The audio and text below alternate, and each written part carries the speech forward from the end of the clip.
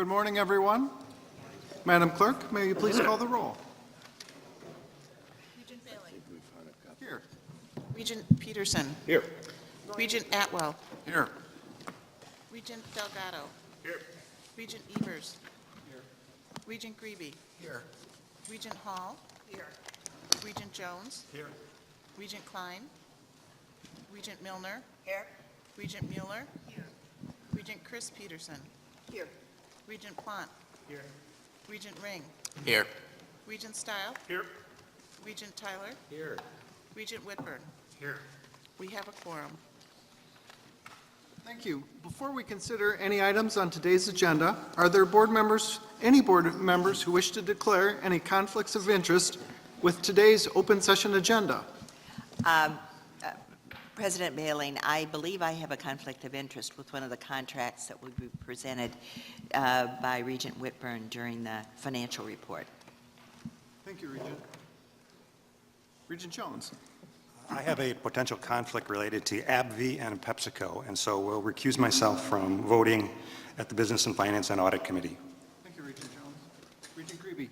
I also have a potential conflict related to the AbbVie contract and will recuse myself from voting on that matter with the Business and Finance agenda. I also believe that I have a potential conflict related to the Mayo UW-Eau matter and will recuse myself from engaging in any discussion, recognizing that there is no vote scheduled on any matter related to that. Thank you.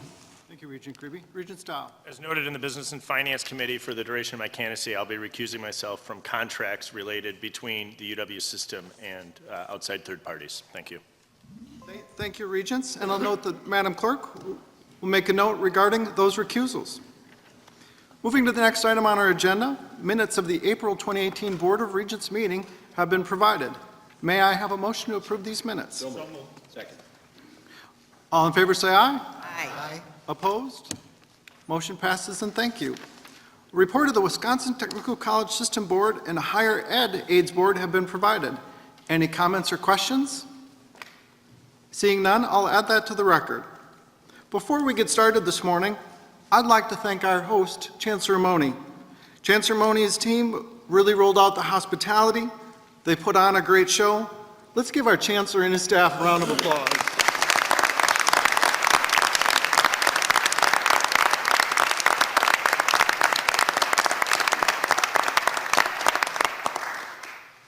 Thank you again, Chancellor. Always a pleasure to come to Milwaukee. On to my President's report.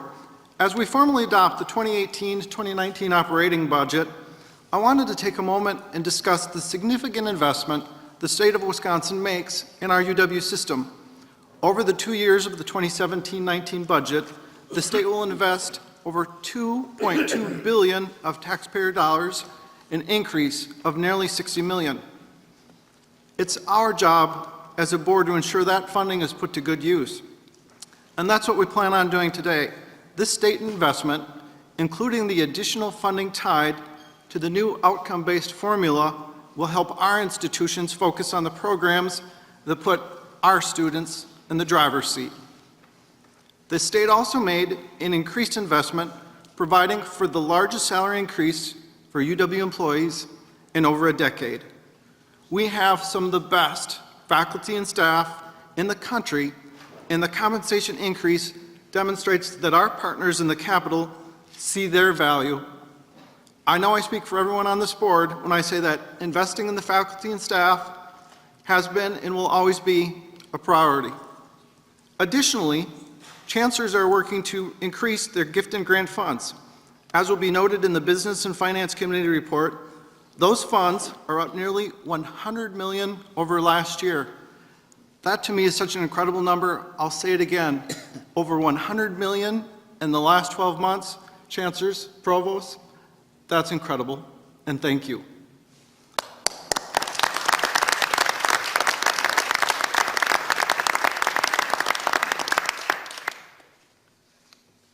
Talking about putting our money to hard work, this past spring was the commencement season. I know many of my fellow regents took part in commencement ceremonies around the state.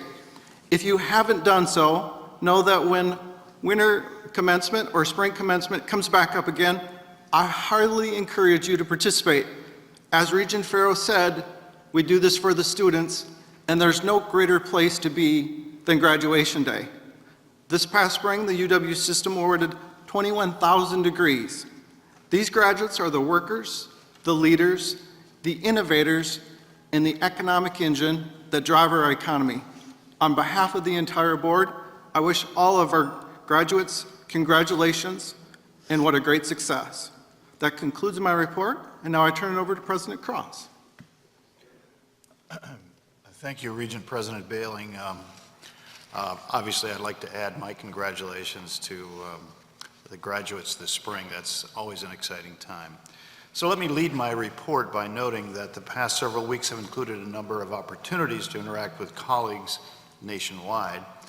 As a board member of the National Association of System Heads, I attended an April meeting where the leaders of 45 systems shared perspectives and ideas on the challenges and opportunities facing public higher education. In mid-May, I participated in the National Summit on Dual Mission Institutions in Higher Education, hosted at Utah Valley University. The purpose of the meeting was to explore the idea that one institution can, in fact, serve both two-year and baccalaureate missions for students. My presentation centered on the UW system's efforts in achieving that goal in the context of our restructuring initiative.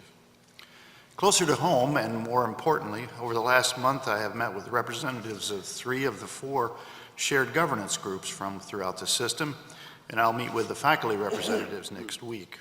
My goal in these meetings is to have a thoughtful and deliberative discussion. I guess the mic went off on purpose for that one. Thoughtful and deliberative discussion regarding the role of each shared governance unit within the system, and focus specifically on what the role of shared governance is at the system level. I'm pleased to report that these meetings have been productive, and I look forward to building on these conversations. Turning to our legislative updates, on the state front, we are monitoring fall elections and also preparing for the 1920 legislative session. The state relations team has developed a list of all the candidates running this fall. There are a large number, and we will be working closely with institutions to set forth an aggressive engagement and advocacy strategy plan. As in the past, this will include external partners, students, obviously our chancellors, and of course board members. You will be hearing from the state relations team in the coming weeks to brief you on the plan and to seek your support and assistance. The team is also working with our institutional leaders to identify potential legislative items to bring forward during the next session. This will include increased flexibilities, necessary statutory updates, which we'll have more information on later. On the federal front, I would like to draw your attention to the UW System's 2018 Federal Priorities Report in your binders. This annual report outlines our federal priorities agenda for the coming year and articulates strategies and positions on key issues facing higher education. Chris Andrews, our Associate VP for Federal Relations, will be in DC over the next several weeks, distributing this report to offices as part of discussions about UW system interest. We also have provided input over the last several months on the reauthorization of the Higher Education Act, better known as PROSPER Act, in the House, and we have yet to hear anything from the Senate, although recently Senator Alexander indicated that it was dead as of this year. We'll keep you posted on that as discussions continue. Now I'd like to offer a brief update on the biennial budget process. Today you'll be looking at the annual budget, but the biennial budget for the next biennium is coming up quickly, and the board will be asked to approve that in August. It has 7 components, and let me articulate those 7 components. You'll be dealing with one of those today, and that's our request for financial aid assistance that goes to the Higher Education Aids Board, or otherwise known as HEAB. They actually submit the request. We simply provide our recommendation. A second component is the system's compensation request for our employees. You'll be asked to officially act on that recommendation at our meeting in December. So those two components don't fall in August. But we'll share with you our recommendation for that compensation adjustment at the August meeting. The other 5 components of the biennial budget will be taken up in August, and they include, number 1, the setting of tuition, number 2, the operating budget request, number 3, a package of initiatives to increase capacity in high-demand fields at every institution in the UW system, and number 4, the capital budget request, and number 5, a request to expand accountability and flexibilities, particularly around PR bonding, and of course, project management. Those are the 7 components that actually make up the total biennial budget. We've been having good conversations with chancellors and others about several ideas, and things continue to develop, and of course, we'll keep you posted. So now for some news from around the system, I direct your attention to the screen.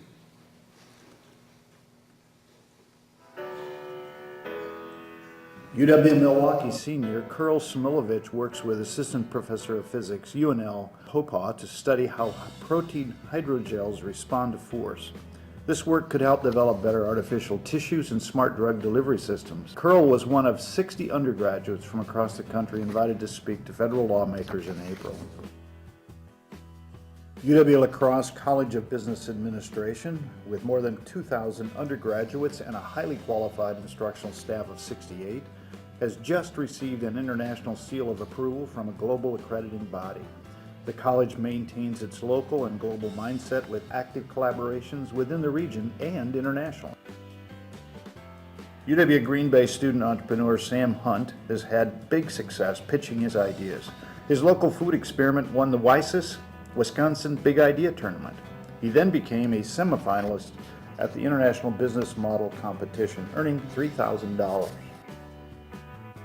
UW-Eau Claire students are working with local health officials and the Wisconsin DNR to determine causes of nitrate contamination in area homeowners' wells. This invaluable experience will help them secure jobs as environmental health professionals and/or continue their education at graduate school. Capstone projects prepare students in UW Extension's online multi-campus degree programs to jumpstart careers in healthcare, business, and IT. For example, student Mariah Rathkamp improved patient care by streamlining the medical records process at Watertown Regional Medical Center.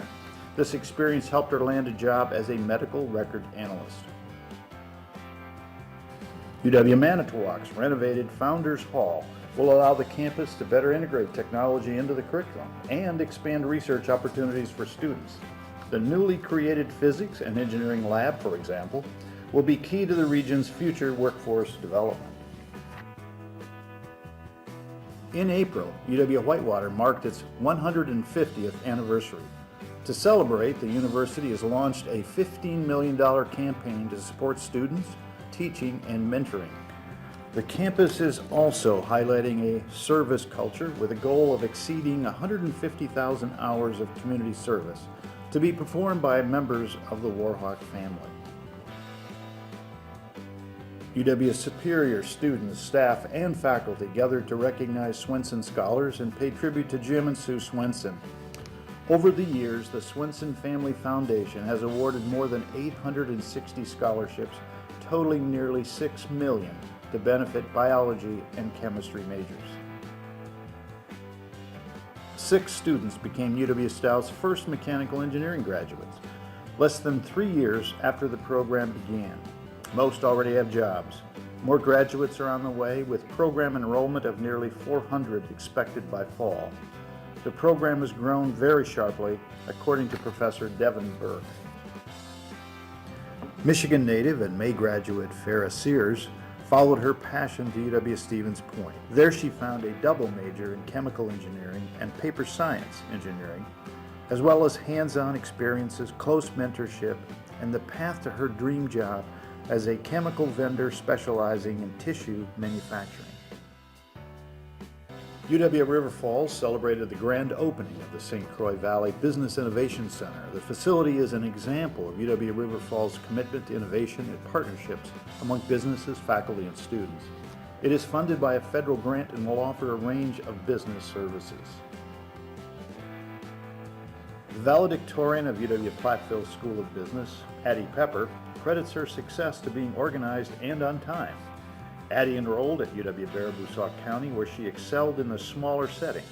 At UW-Platteville, she majored in business administration with a double emphasis in marketing and management. This year's Student Showcase at UW-Parkside featured poetry, theater, and research. It included a poster presentation by senior physics major Siva Shankar. His research was voted the best undergraduate presentation at the American Physical Society National Meeting, topping 90 other posters from across the country. For the past 3 semesters, UW-Oshkosh student teachers have achieved a 98% pass rate on an assessment crucial to gaining endorsement for Wisconsin licensure. The high pass rate speaks to the students' commitment to becoming effective PK-12 teachers. 4 UW-Madison students won scholarships from the Fashion Scholarship Fund, considered the premier competition for gifted young designers, merchandisers, retailers, and business majors. The School of Human Ecology graduates students who are well prepared to succeed in this $1.75 trillion global industry.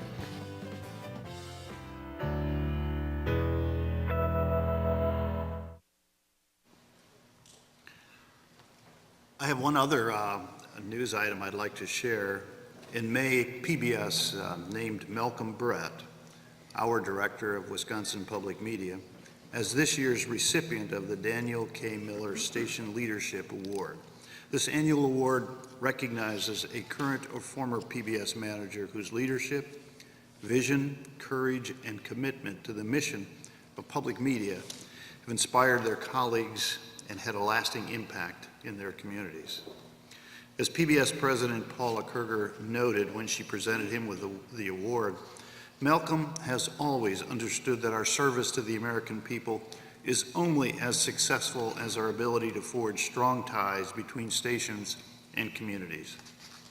She went on to say that public broadcasting will benefit from his extraordinary legacy for years to come. We know that to be true here in Wisconsin. This is a very significant honor, and on behalf of the UW system, I would like to extend our congratulations to Malcolm Brett. He's not here today, but he's listening, so let's give him a round of applause.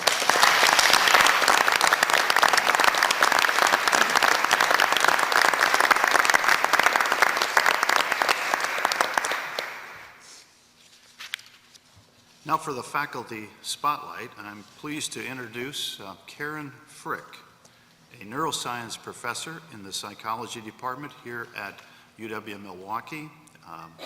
Dr. Frick was recruited to UWM in 2010 after a decade at Yale University. In very general terms, Dr. Frick's primary area of research focuses on hormones and age-related cognitive decline and dementia.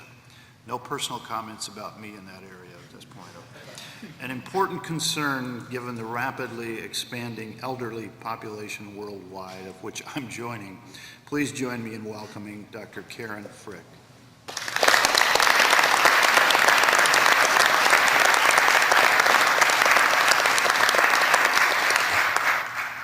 Thank you very much. I thank you very much for the opportunity to describe our research. And there we go. My career has been spent trying to understand how memories are formed under both normal conditions and when memory formation doesn't go quite as we had planned, particularly during aging and in Alzheimer's disease. As I'm sure you're well aware, Alzheimer's disease is a neurodegenerative disease. It's marked by brain atrophy, which you see potentially, there we go, up here in this brain, where there's severe loss of brain matter, as well as protein inclusions in the brain we call plaques and tangles. Alzheimer's is the leading cause of dementia, marked by severe memory loss, confusion, and impaired planning, judgment, and decision-making. Eventually, the disease itself attacks the entire brain, robbing its patients of the ability to perform basic daily activities, dressing themselves, feeding themselves, etc. And unfortunately, the incidence of Alzheimer's disease is rising. So these are data from the Alzheimer's Association showing the incidence of Alzheimer's. Now it's about 5.3 million Americans over age 65. Will rise to about over 13 million by 2050. And unfortunately, there are few potential cures on the horizon. No one has ever survived a diagnosis of Alzheimer's disease. And so we desperately need new treatments for the prevention and treatment of Alzheimer's disease. If Alzheimer's has not affected your family, unfortunately it will. It's affected mine most recently with the death of my aunt here, who you see 15 years ago holding my daughter when she was born. The picture on the right is her in November, just before she passed away of Alzheimer's disease. And my aunt is typical of most Alzheimer's patients in that she's female. The incidence of Alzheimer's disease among women is considerably higher than it is among men. So as you can see here in these data from the Alzheimer's Association, this is the estimated lifetime risks of Alzheimer's disease at ages 65, 75, and 85, with men in the purple and women in the gold. And you can see that at each age, the risk for women is much higher. And we think that that's because, at least in part, because of menopause, because of the loss of hormones, estrogens and progesterone, but particularly estrogens, that happens during menopause, where hormone levels are very high before menopause, and then you can see this precipitous drop at menopause. That's important because these estrogens are important chemicals for keeping neurons in the brain alive, particularly neurons that live in parts of the brain like the hippocampus and prefrontal cortex that are necessary for cognitive function. And hormone therapy might seem like a pretty good option for replacing these hormones, and it potentially can be, but there are also side effects that you've probably heard about in the news, cancer-causing, stroke-causing side effects. So what we are trying to do here at UWM is to figure out exactly how these hormones, particularly the potent estrogen estradiol, regulates memory. We think that if we can figure out exactly the molecular mechanisms through which estradiol regulates memory in parts of the brain like the hippocampus, which is here in this figure in orange and yellow, and we can figure out how those molecules regulate memory formation, that those molecules could potentially be targets for drug development, for new drugs that can help prevent and reverse Alzheimer's disease. I won't go into too much detail, just give you a brief idea of how we measure memory. We do all of our work in mouse models of aging and Alzheimer's disease. So how do we measure memory in a mouse? We can use very simple object-based tasks using objects that we can buy here on campus or in a hardware store that we put in an empty white box and allow animals to explore these objects for up to 30 seconds at a time. In this case, they're exploring two identical objects placed near the corners of the box. After a delay, after drug treatment and a delay, the animals are then allowed to explore an object that's identical to one they've seen before and a novel object. Because the life of a mouse in the lab is pretty boring, any new things that you present to them, they're really interested in exploring. And so here, if they remember the old object, they're going to spend more time exploring the new object. So we can tell how well the animals have learned what the objects are in this task called object recognition, and we can use a task called object placement to tell how well the animals know where the objects are in space. We simply take one of the training objects and move it to a new location in the box, here now the lower corner. Just to give you an example of what the data might look like, I promise these are the only data I will show you. The animals can spend, as I said, 30 seconds exploring the objects, 15 seconds is chance. That means the animals have spent the same amount of time exploring the two objects. And in both tasks, animals receiving a control substance, what we call vehicle, spend the same amount of time with the two objects. But animals in which we've infused a dose of estradiol directly into the brain, into the hippocampus part of the brain, spend more time, as illustrated by, I can't even see, this higher bar here, are spending more time with the novel and the moved objects, telling us that they remember the objects during training. So we can then take these data and try to figure out what causes this memory enhancement. And I am most definitely not going to go through this model, but just to show you the kinds of things we do to try to understand the receptors in purple, the enzymes in green, the things affecting gene expression in orange that may be future targets for drug development. I want to end by just mentioning that this work is funded by extramural and intramural grants. So we currently have 2 National Institutes of Health grants to study this question. We also received an inaugural Sex and Gender in Alzheimer's Disease grant from the Alzheimer's Association recently to study the interactions between estradiol and apolipoprotein E, which is the leading genetic cause of Alzheimer's disease, or genetic risk factor, sorry, for Alzheimer's disease. And then we also have 2 UW Research Foundation grants that have funded the work as well. We have presented this work in published papers, in book chapters, in presentations given by myself and my students many times since I've been at UW in the last 8 years. And finally, I just want to end by acknowledging the work, the hard work of the people in my lab. I'm the ideas person, the publicity person. These are the people who really do the work in my lab. So we have 2 postdocs in the lab right now. We have 3 graduate students with 1 more joining us in the fall. They've been supported by research assistantships from my grants, by TAs from the College of Letters and Science, as well as the graduate school fellowships as well. And then these are 5 of my 8 undergraduates who are working in the lab, many of whom have been very generously supported by the Office of Undergraduate Research. I simply couldn't do this work without them. So I thank you all for your support of the students and our funding agencies for funding. Thank you.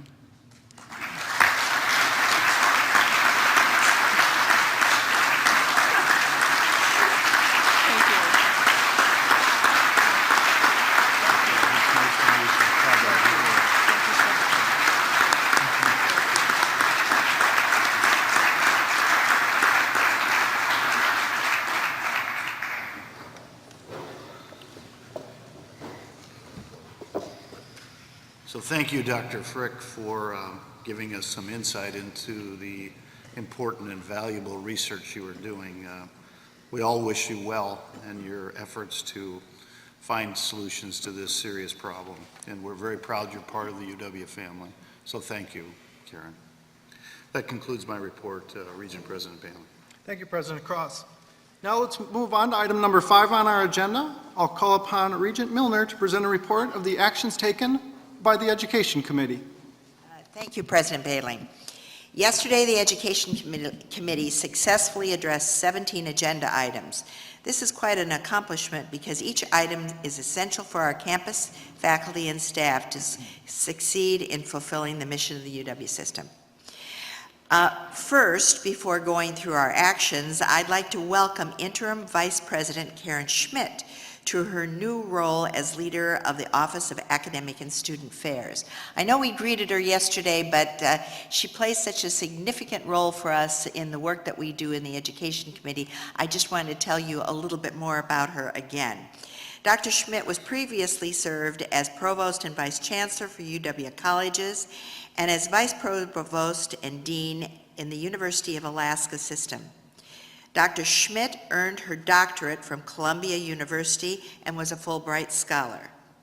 I was particularly happy to learn that Vice President Schmidt is a product of the Wisconsin idea.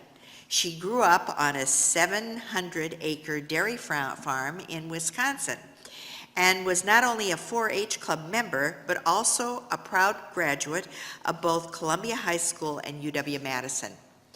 Vice President Schmidt reported on the UW Systems outcome-based funding model. The committee members were pleased to learn that the Joint Finance Committee of the Wisconsin Legislature approved the model without revision on April 18th, 2018. Next, the committee unanimously approved 3 degree programs. First, the committee approved a Master of Science in Athletic Training at UW-La Crosse. This degree program directly responds to the accreditation requirements and helps to ensure UW-La Crosse will remain a national leader in athletic training education, which actually was part of its founding. Second, UW-Milwaukee received approval for a Bachelor of Science degree in Public Health. This degree creates a new opportunity for undergraduate students to major in public health. And by establishing this program at UW-Milwaukee, students will have access to the only school in Wisconsin that is accredited by the Council on Education for Public Health. Third, with its new Master's of Business Administration degree in Applied Leadership and Decision-Making, UW-Stevens Point will directly respond to the needs of employers in central Wisconsin. Each year, in June, the Board of Regents approval is the final step in the process by which faculty are promoted and receive tenure. This year, our campuses have recommended 514 faculty members for us for promotion and tenure.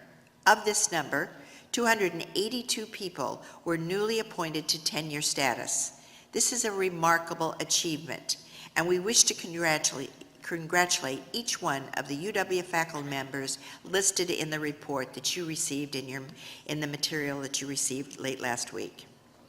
The committee approved 4 resolutions in order to meet Higher Learning Commission accreditation requirements related to the UW Systems restructuring of UW colleges and UW Extension. These included approval of new colleges at both UW-Milwaukee and UW-Whitewater to house branch campuses in Rock, Washington, and Waukesha counties. We also accepted the UW College a 10-year transfer report and granted approval to UW Parkside to implement the UW Flex degree in Business Administration. Next, the committee approved the proffer from the Vilas Trust Fund. This year, Vilas trustees will provide more than $9.8 million to support UW-Madison and UW-Milwaukee, as well as more than $1 million for the new music school at UW-Madison. Next, the committee granted the board secretary permission to revise 2 Regent policies and to rescind 2 Regent policy documents. In compliance with state statute, we appointed 2 UW-Madison professors to the Wisconsin Natural Areas Preservation Council. Finally, the committee heard 2 excellent presentations. A task force of 4 provosts addressed the needs of each teacher education program within the UW system. This presentation advanced the process that was developed by the Education Committee for considering issues related to licensure and teacher education in the state of Wisconsin.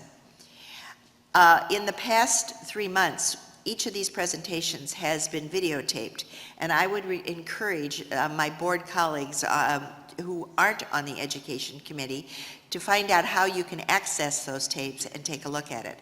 We've had excellent presentations, and it furthers what we're doing with our education departments and our schools of education. Finally, UW-Milwaukee Provost Johannes Brins delivered a presentation regarding UW-Milwaukee's strategic investment to create an outstanding learning environments for students.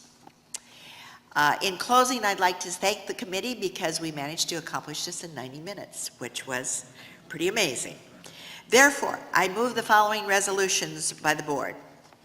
President President Bailing, would you like me to do this in total and do one or individually? I believe in totality is acceptable. Thank you. Resolution 1.1C, approval of the Masters in Science and Athletic Training at UW-La Crosse. Resolution 1.1D, approval of the Bachelor of Science in Public Health at UW-Milwaukee. Resolution 1.1E, approval of the Master of Business Administration in Applied Leadership and Decision-Making at UW-Stevens Point. Resolution 1.1F, approval of the 2018 report on faculty promotions, tenure designation, and other changes in status. Resolution 1.1G, 1 and 2, approval of the establishment of new colleges at UW-Milwaukee and UW-Whitewater. Resolution 1.1H, acceptance of the UW College tenure and transfer report.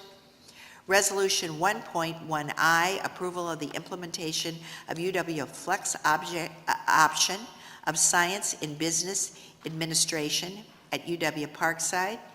Resolution 1.1J, approval of the proffer from the Vilas Trust Fund to UW-Madison and UW-Milwaukee.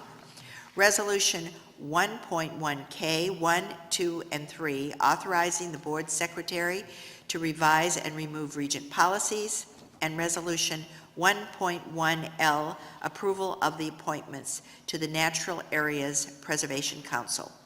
Second. Motion and second received. Regents, any discussion or questions? Just a quick question. Go ahead. Chairman Milner, this is an important time every year in June when we confer tenure to folks, and I'm no longer on the Education Committee, but I think that's a material increase, the number that we conferred this year. Could we just ask staff to share with the board kind of a graph of where we've been with tenure over the last 3 or 4 years after the meeting? Thank you. This is one of the things that we've been continuing to watch because it is an important, it's a perfunctory activity that we do every year, but it's an important activity because it takes 7 years to get tenure, and it's an important component of what our faculty have both in their professional lives and in their personal lives. So I will ask our staff to do that. We aren't prepared to do that at this point, but I will ask them to do it. Thank you. Thank you. Any other questions or discussion? Seeing none, all in favor say aye. Aye. Opposed? Motion passes, and thank you, Regent Milner. Now I'll call upon Regent Whitburn to present a report of the actions taken by the Business and Finance Committee. Regent Whitburn. Thank you, Regent Bailing. I actually have 2 reports, and I'll start with the report on the joint meeting of the Business, Finance, and Audit Committees. The committees were briefed by staff on the engagement of Plant Moran for their audit of UW operations in both fiscal years 2018 and 2019 as directed by state budget legislation. Plant Moran partners outlined their plans to execute their engagement with us to audit our financials in these next 2 fiscal years. This is something we've not gone through before. This is a Michigan-based organization with a major higher education auditing practice. The committee also received an update from Associate Vice President Catherine Meyer on progress being made on information technology security programs. Each chancellor has now designated an IT environment owner for all IT operations on each of the respective campuses.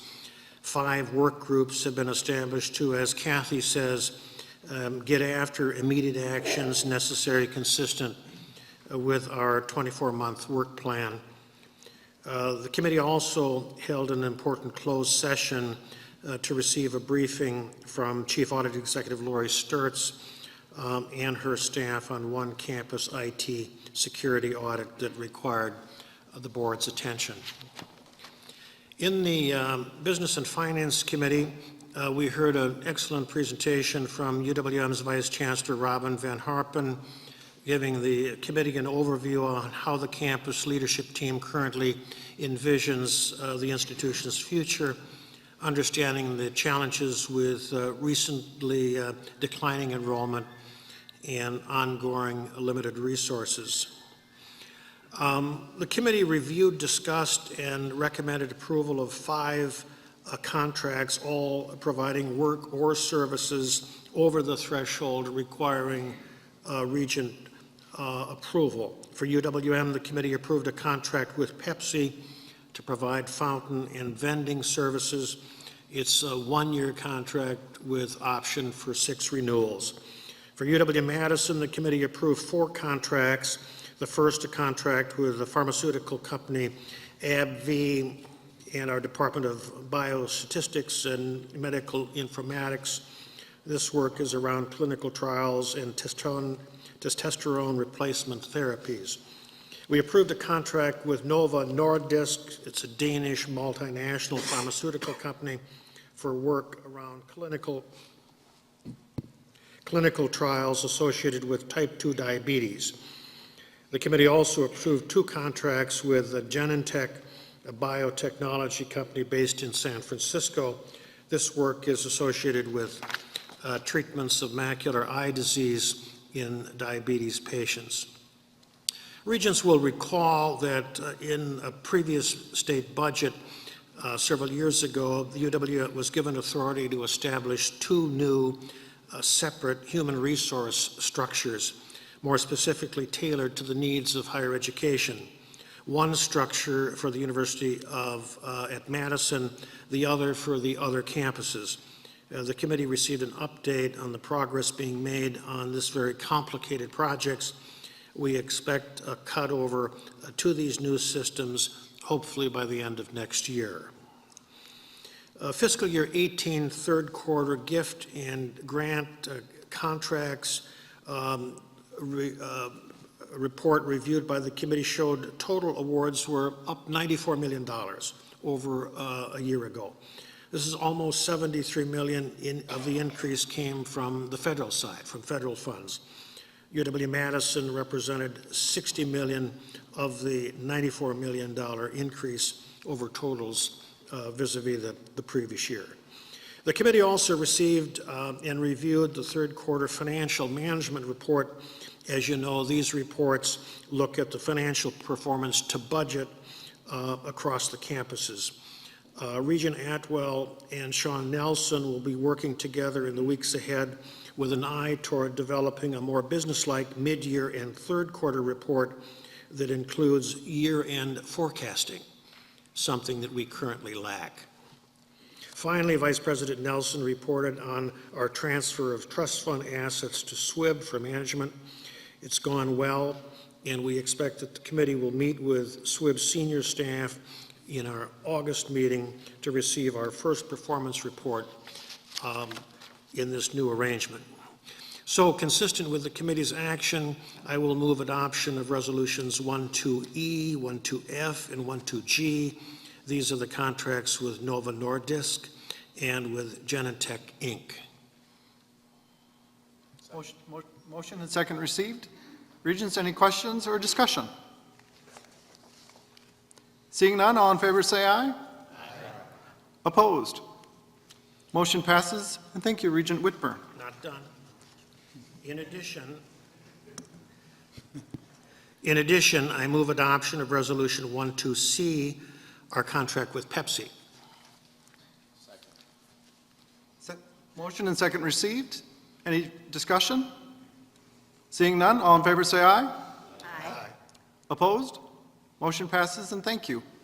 Finally, I move adoption of Resolution 12D, our contract with AbbVie, Inc. Motion and second received. Any questions or discussion? Seeing none, all in favor say aye. Aye. Opposed? Motion passes. Thank you, Regent Whitburn. Now we'll have Regent Greeby come forward with a report of the Audit Committee. Thank you. The Audit Committee had an effective meeting. Our Chief Audit Executive, Lori Stortz, briefly reviewed our progress to date on the fiscal year 2018 audit plan.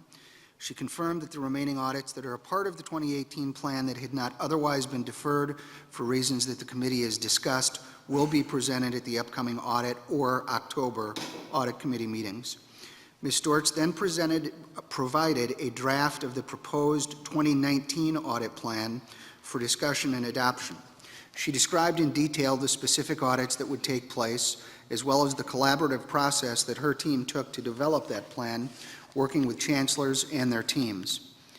After a discussion regarding a proposed audit item related to evaluating institutional effectiveness in adopting procedures to comply with the Regent policies related to sexual violence, sexual harassment, and consensual relationships, the committee asked that, in addition to performing the audit described in the plan, that internal audit collaborate with the Task Force on Sexual Misconduct to ensure that its policies are implemented, communicated, and enforced. The committee requested that internal audit work with the General Counsel to determine whether additional actions should be taken in that regard and how those actions should be taken, asking for a response to be provided at the August meeting.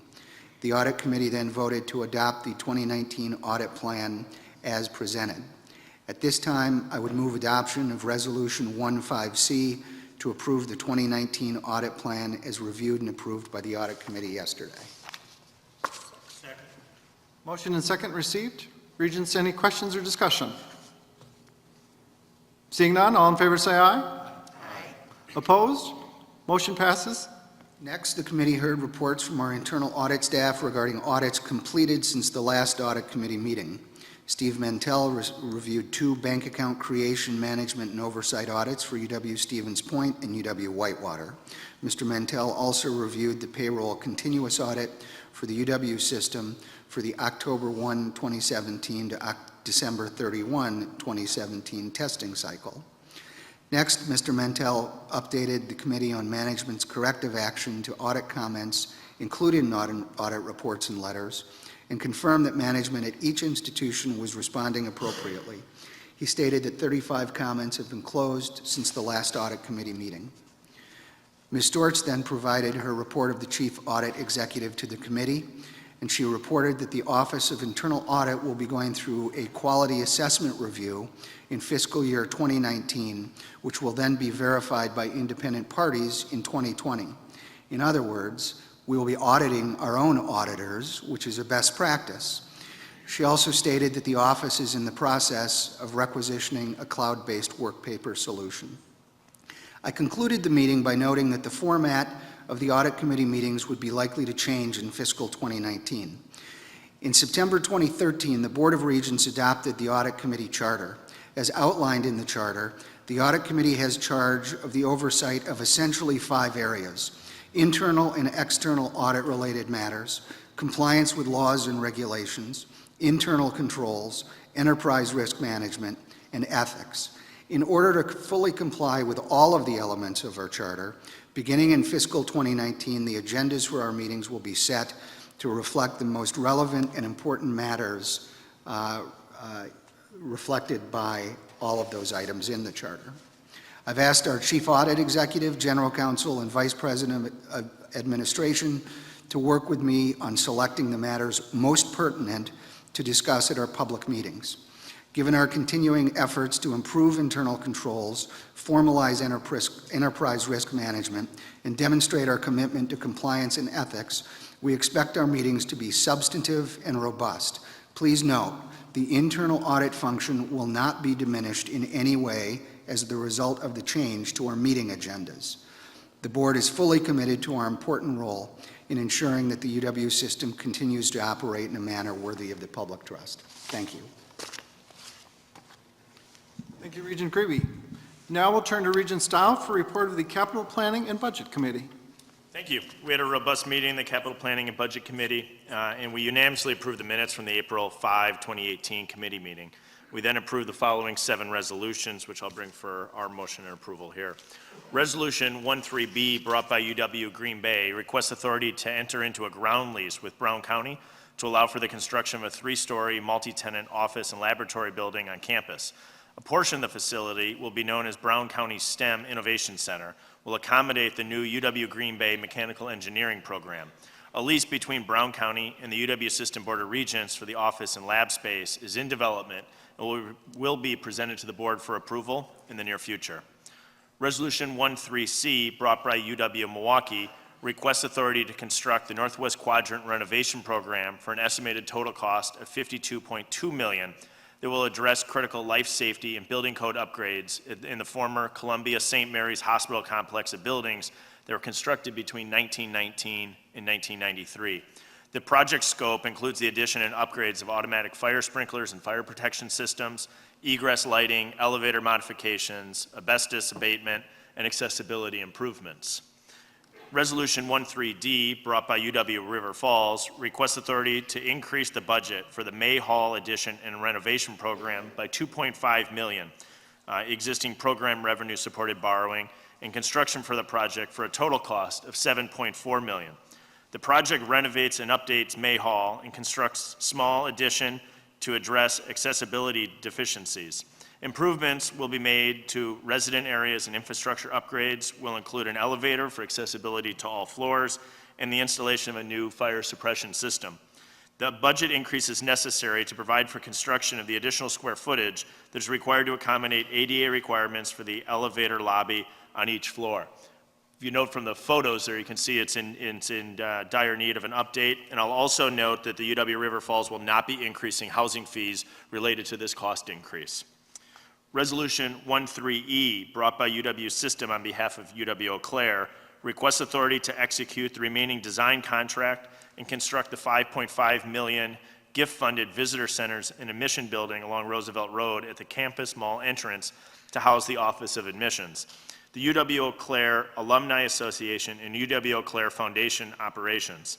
The first floor will provide staff offices and gathering space for greeting prospective students, parents, and others on campus. And the second floor will provide conference rooms, offices, and workstations for alumni and foundation operations. I'd also like just to commend Chancellor Schmidt for obtaining these gift funds and working through his organizations on campus. Resolution 13F, brought by UW-Eau Claire, requests authority to rename UW-Barron County University of Wisconsin-Eau Claire Barron County, subject to Higher Learning Commission approval of the UW College and UW Extension restructuring proposal. This change will reflect the integration of the institution with its new strategic partner and allow UW-Eau Claire to launch the new name in a timely manner for the 2018-2019 recruitment efforts. I'd note that this is our first renaming of a two-year campus, and renaming can be tricky, carries significant symbolic weight, and I'll note that Chancellor Schmidt operated a terrific process and had broad support in the renaming of this program.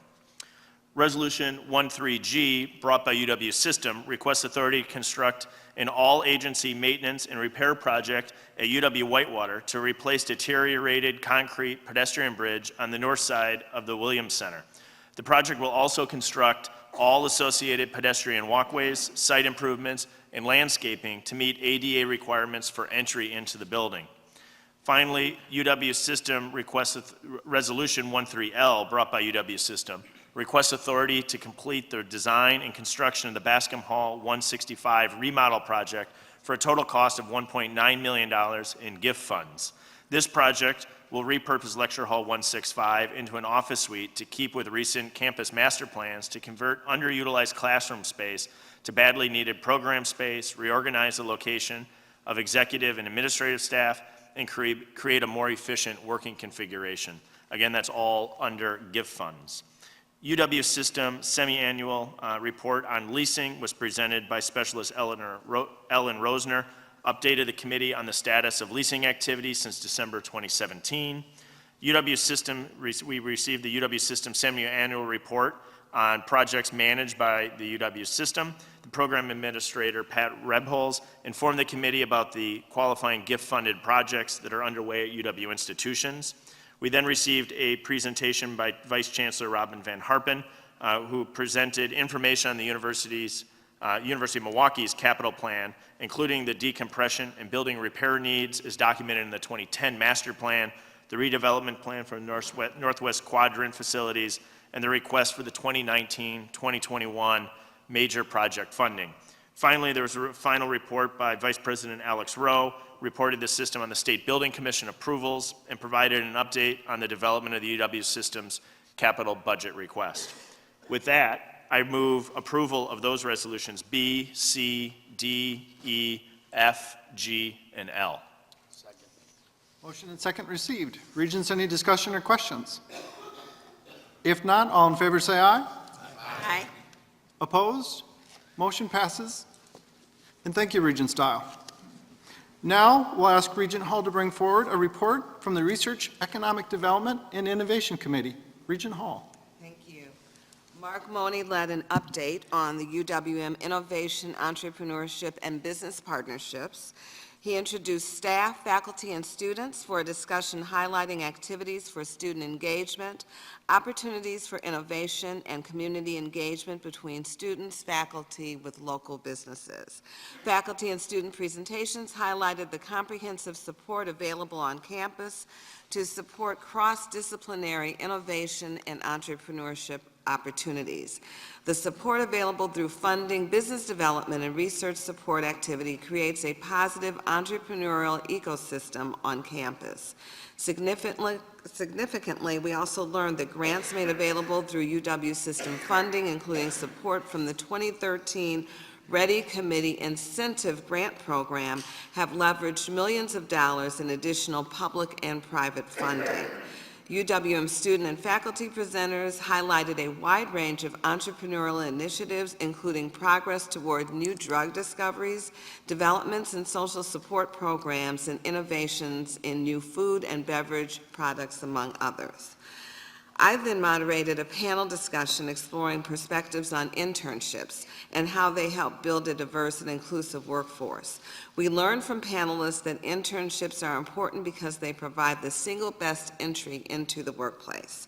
As noted by Attorney John Daniels, his MKE Fellows Program is specifically designed to change the trajectory of African American males in Wisconsin and to create work experiences necessary to expand their engagement in the economy of the future. Panelist Griselda Aldrete, President and CEO of the Hispanic Professionals of Greater Milwaukee, noted that providing internship and mentorship opportunities for minority and underserved populations can help to greatly expand how students see their impact and role beyond campus. This is especially true as it relates to having a more diverse representation in leadership roles. Student presenters indicated their internship experiences with the Milwaukee Bucks and the Milwaukee County Court System, resulting in significant growth in both their personal and professional engagement, helping specifically with improving communication skills, increasing confidence, and in building a passion to build strong communities.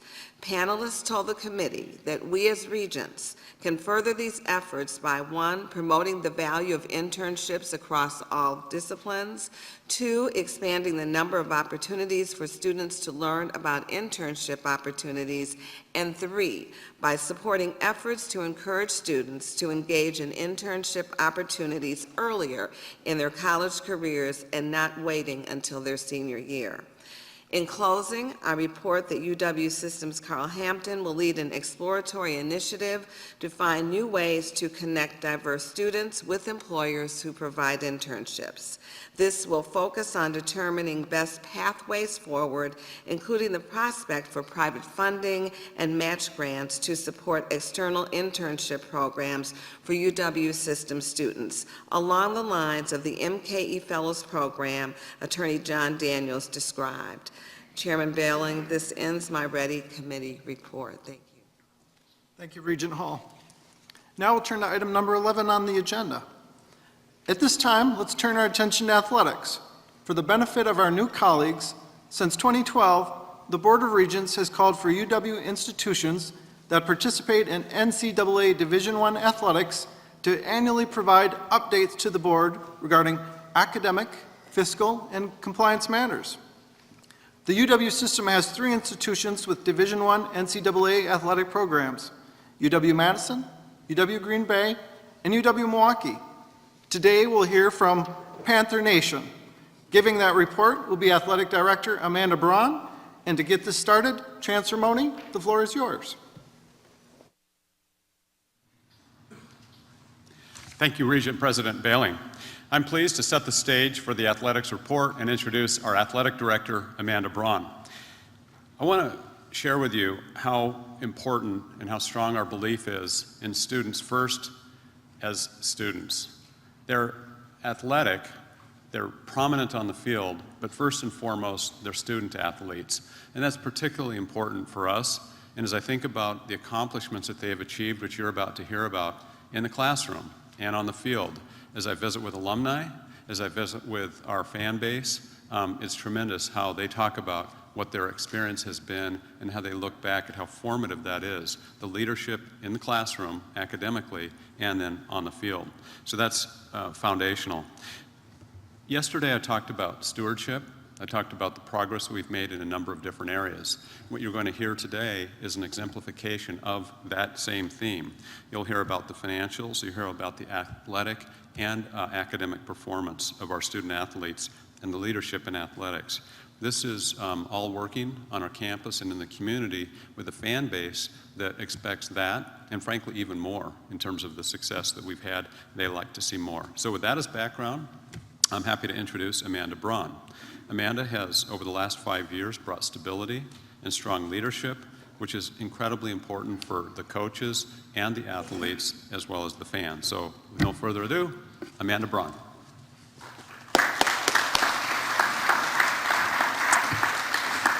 Well, thank you, Chancellor Mone. Good morning, everyone, and thank you, as always, for having me come in.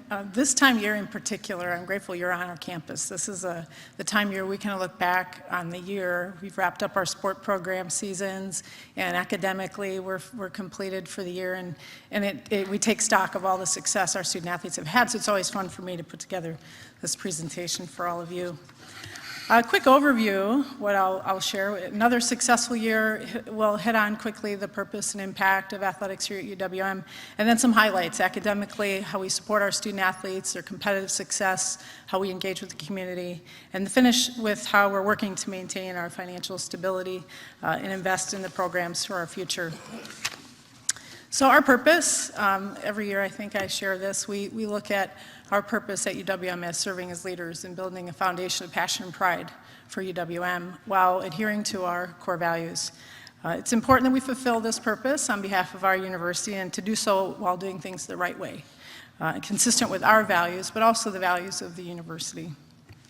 So in fulfilling our purpose, we engage our campus and community in unique and exciting ways, bringing together our students, our alumni, and our community supporters. We understand we have a unique ability to elevate the visibility and brand of the university, not just locally, but regionally and nationally as well. When we positively represent our university, it reflects well on our students, faculty, staff, alumni, grows a sense of pride for the university and often for the community as well. As we've had experienced in the past, this has a positive impact on the university in terms of recruitment, enrollment, and financial support. So how we create this impact is through excellence academically, athletically, and in the community. For the 2017-18 academic year, our 300 student athletes have continued the academic success of previous years, achieving a better than 3.2 GPA the last 2 semesters, including spring. We just received the numbers last week. They achieved an incredible 3.35 GPA in spring of 2018. And across 300 student athletes, that's pretty amazing when you think of all that they have on their plate. This spring is the 36th semester consecutively of a 3.0 or higher, and the 7th consecutive semester where our student athletes have achieved a 3.2 or better in each semester. So I'm proud to share also that last month the NCAA recognized our men's basketball program as one of just 35 men's basketball Division I programs that have achieved a perfect 4-year academic progress rate. And if you remember, we were a long ways from that 5 years ago, so we were really proud of that accolade. Our student athletes and staff work incredibly hard to achieve at this level, and it's truly amazing, again, given all that we require of them outside the classroom in athletics. So beyond academic support, our staff is focused on ensuring that each aspect of our student athletes' experience is positive and they feel safe and supported. We've focused on integrating their sports performance experience and have improved our nutritional, emotional, and mental health support. We've focused on their safety through Title IX training and education, and how to report and communicate any issues or concerns that they may have. We support them further by highlighting the ways in which we embrace the diversity of our student athletes and work hard to ensure that every student athlete feels included as a Panther. When we talk about preparing our student athletes for life after their time on campus, these are critical elements for that preparation. Because of the support and the hard work of our student athletes and our coaches and staff, our teams continue to excel in competition as well. Again, this year, our teams achieved a high level of competitive success, with 9 of our 15 teams finishing in the top 3 in the Horizon League, highlighted by our incredible women's soccer program, winning a 3rd consecutive league title and completing the season with an undefeated record. Our men's basketball team making a run to the league tournament semifinal game, the only team in the league to advance to the semifinal round in each of the past 2 years.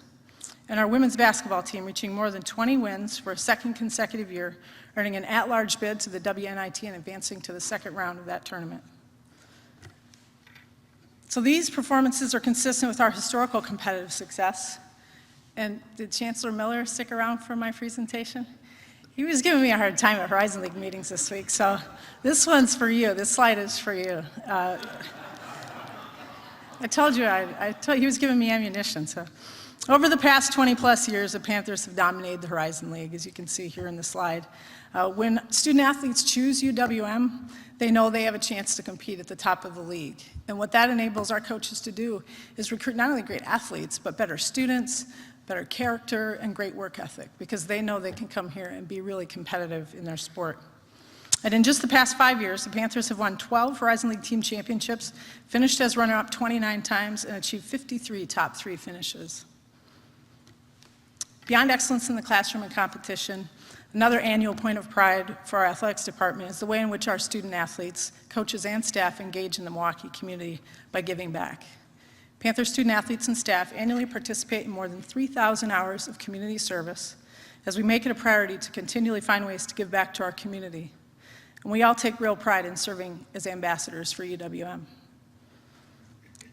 In addition to our service to the community and our participation as ambassadors at community functions and activities, we also make it a priority to create strong partnerships with organizations in our community.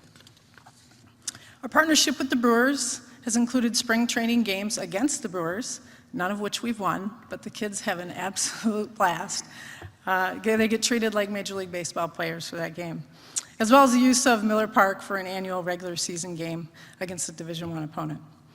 Our partnership with the Wisconsin Center District, who manages UWM Panther Arena, allows us to provide an excellent competition venue for our men's basketball team located in the heart of Milwaukee. And one of our newest partnerships, Rock Ventures, will allow us to provide a beautiful baseball competition facility with the only Division I baseball program in Wisconsin. The facility is located in a very strong baseball community in Franklin and Oak Creek.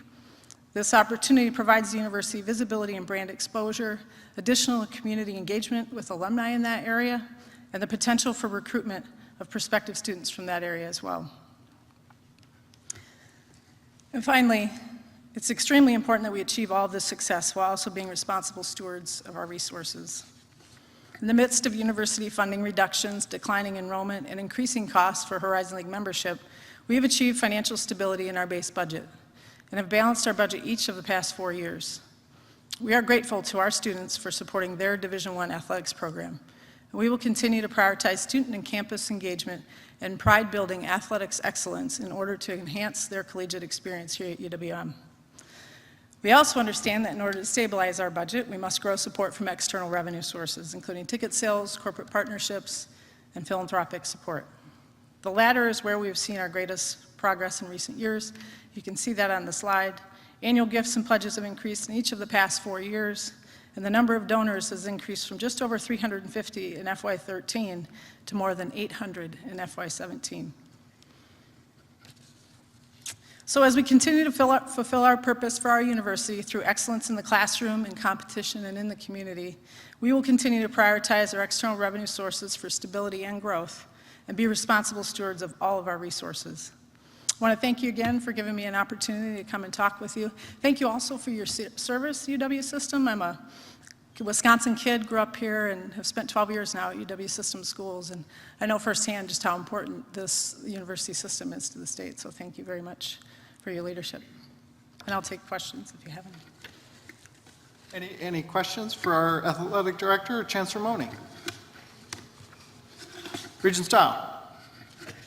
I think it's worthwhile just digging in here for a second. I just want to get you in your opinion on this. Do you have any concerns with the compliance and rules regulations in particular. Are you confident of the University of Wisconsin-Milwaukee reporting structure as it relates to Title IX, sexual harassment or sexual assault? Yes, I am. We've got really committed staff members and a wonderfully committed university. The Title IX training that we did, our university leadership did a great job ensuring that everyone was engaged with that effort, and we had 100% participation. So when it comes to those sorts of things, we at team orientation, each team hears from us at the beginning of the year, and one of the things we talk about is how they can report anything that they're uncomfortable with. We've done bystander training. There's a One Love initiative, and it's violence prevention in dating scenarios. So we're doing our best, I think, to ensure that there are avenues for our students to be able to talk about those things. Thank you. That's great to hear. You bet. Board members, any other questions? Regent Peterson. How in the world did you increase the donations by, like you have one or two key points of how you did that? Sure, yes. Prior to my arrival, the goals and initiatives that were in place were a little bit haphazard. So when we got focused, in particular on multi-year gifts, so there were no multi-year pledges in place. So we did a lot of work around that. And then telling our story. And actually, those that were early in with us introduced me and others to so many other people in the community that was really where we saw sort of the switch flip, is those introductions, people who believe in what we're doing, introducing us to other people. Thank you. You bet. Thank you. Unless there's no other questions, let's go ahead and give our athletic director a round of applause. Thank you. Thank you for your time.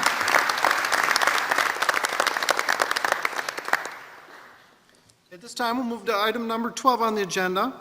Our next agenda item is a presentation introducing a new research agreement between Mayo Clinic and UW-Eau Claire.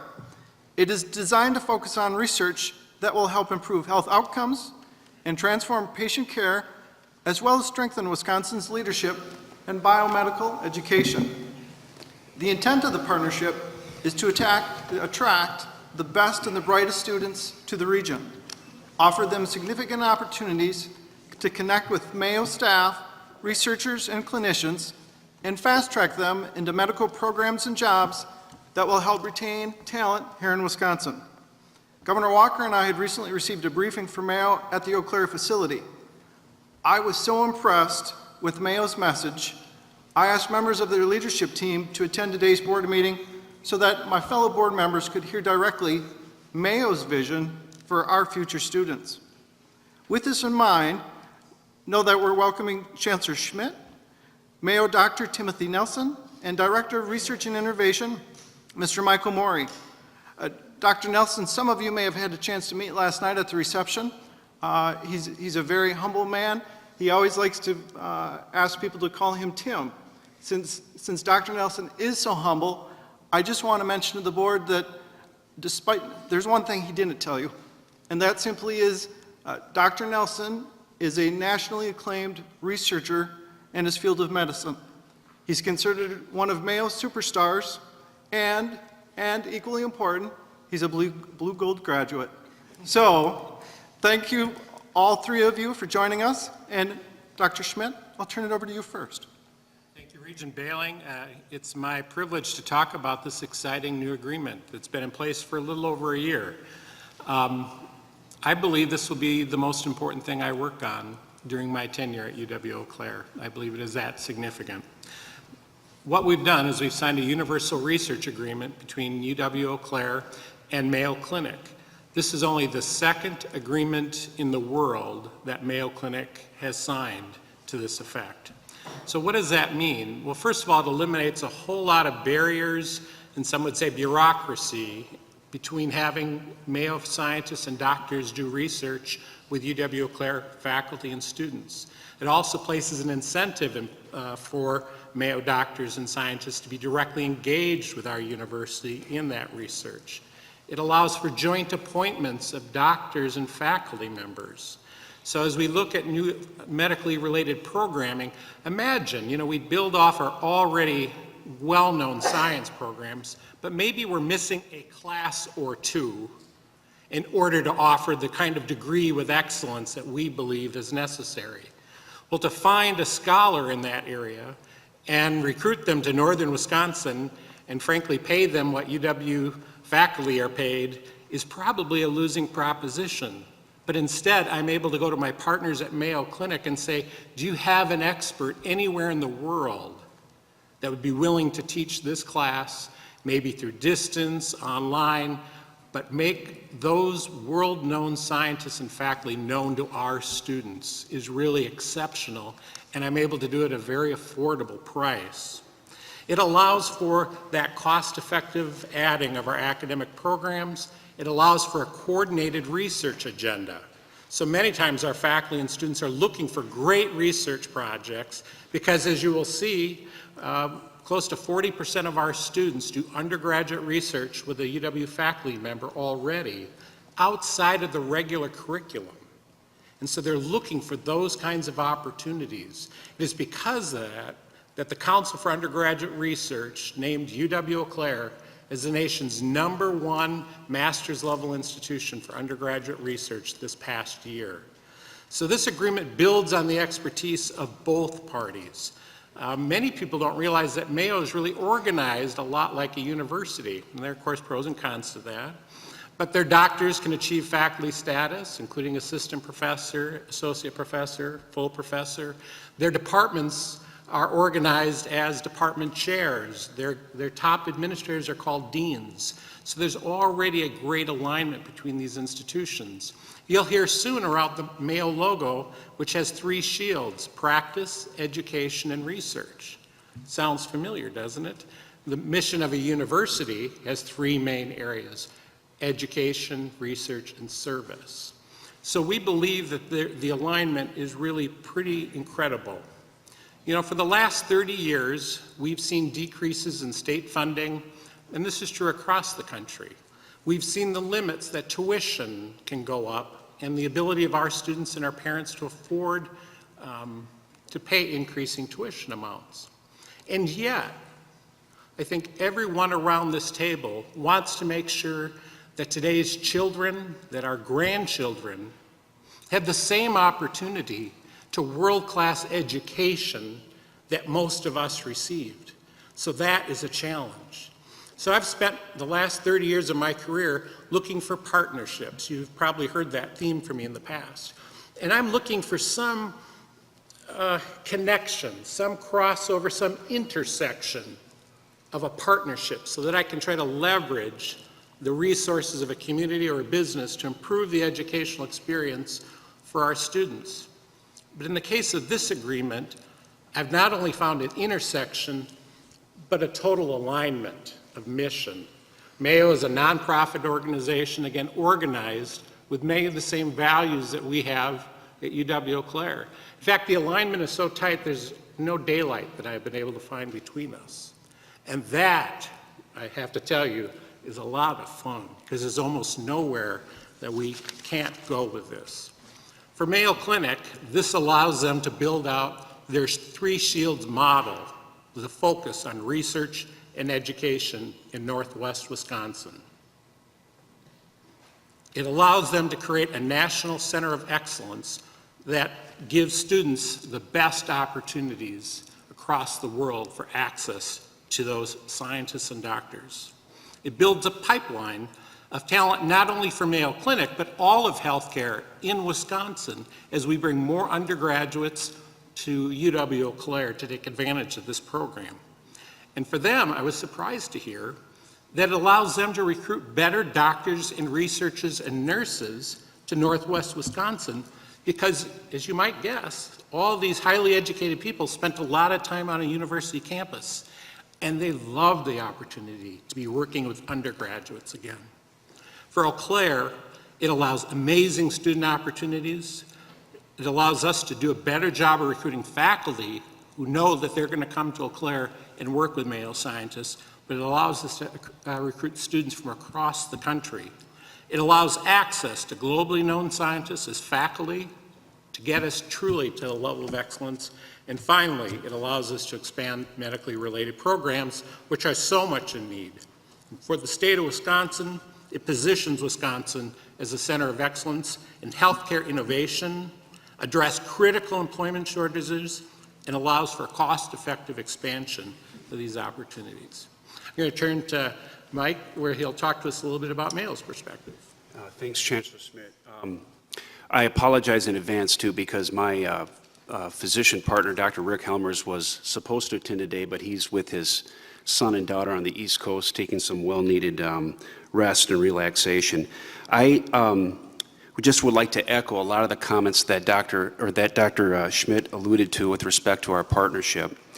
I think it also is important just to kind of give a little bit of background about Mayo Clinic for those of you that aren't aware or really may not understand what we're all about. And Chancellor Schmidt alluded to the Three Shield logo that we have for Mayo Clinic and our mission and values.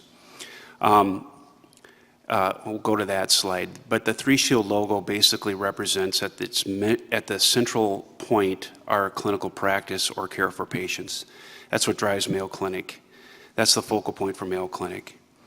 But flanking that practice shield is what we call shields in education and research.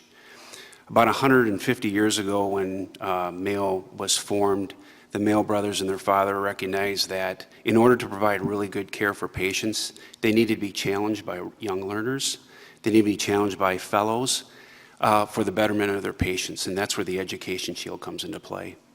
They also recognized the fact that they need to have a spirit of scholarly inquiry, because while the young learners could challenge new methods of care, we needed to test that from hypothesis testing, studies, et cetera. And that's where the research shield comes into play.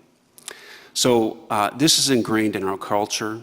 This is foundational for all of our campuses. You probably know our main campus is in Rochester, Minnesota. We also have campuses in Arizona and Florida. And in the upper Midwest, we have what's called Mayo Clinic Health System, which spans both Wisconsin and Minnesota. In Wisconsin, we have this slide with respect to our footprint in western Wisconsin. Between our hub hospitals in Eau Claire and La Crosse, we have about 500 physicians, almost 6,500 to 7,000 staff to support care needs in this part of the state. And we kind of have a little bit of a complementary a makeup of our physicians. In Northwest Wisconsin, where Eau Claire is, we have about 65% of our staff are specialists, and it's totally opposite in La Crosse. Between the two campuses, we have 7 hospitals, and we have 19 clinics. Our specialties range basically from rural health care all the way up to high-level cardiac care and everything in between. The other important note here is that the western part of the state, or the Wisconsin component of Mayo, actually generates north of about $2.3 billion for the economy of the state of Wisconsin. We mentioned earlier about what our charge was, and when Dr. Helmers took over the role, our CEO, Dr. Noseworthy, charged Dr. Helmers to look at Wisconsin and really develop the other 2 shields of research and education like Arizona and Florida are. And while the western part of the state does a great job with the clinical practice aspect, those 2 shields needed some development. So again, just for people's awareness, in the last couple years, we've started a family medicine residency program, which will help our rural healthcare needs. In 2020, we'll be establishing a psychiatry residency program with the support from Rochester, which will help to address dire mental health needs in our part of the state, and it's probably statewide as well. We have a number of fellowships that are on tap in the next few years that we'll be leveraging advanced training from Rochester and across Mayo Clinic to serve at our campuses. So we're very, very excited about this. The partnership with the University of Wisconsin-Eau Claire is particularly exciting because it allows our clinicians now to really partner with faculty, teachers, and the students in developing new knowledge, in developing new technology, and developing innovation for the western part of Wisconsin. We actually think this will extend beyond the western part of Wisconsin, but extend our borders with with the ability to, as Chancellor Schmidt mentioned, the ability to attract and, more importantly, retain great talent in Wisconsin. So we really view this as a key innovation hub for the foreseeable future. At this point, I'll turn it over to Dr. Tim Nelson. One of the things that we, and I've been in my role about 2 years, Dr. Helmer's 1 year, but as we started to build out the education and the research components of our shield, we knew we needed to make sure that locally we had some strong talent to help continue to cultivate these. And Dr. Nelson, as mentioned, is one of those individuals that's just going to be a great catalyst for our practice. So, Dr. Nelson, thank you. Thank you.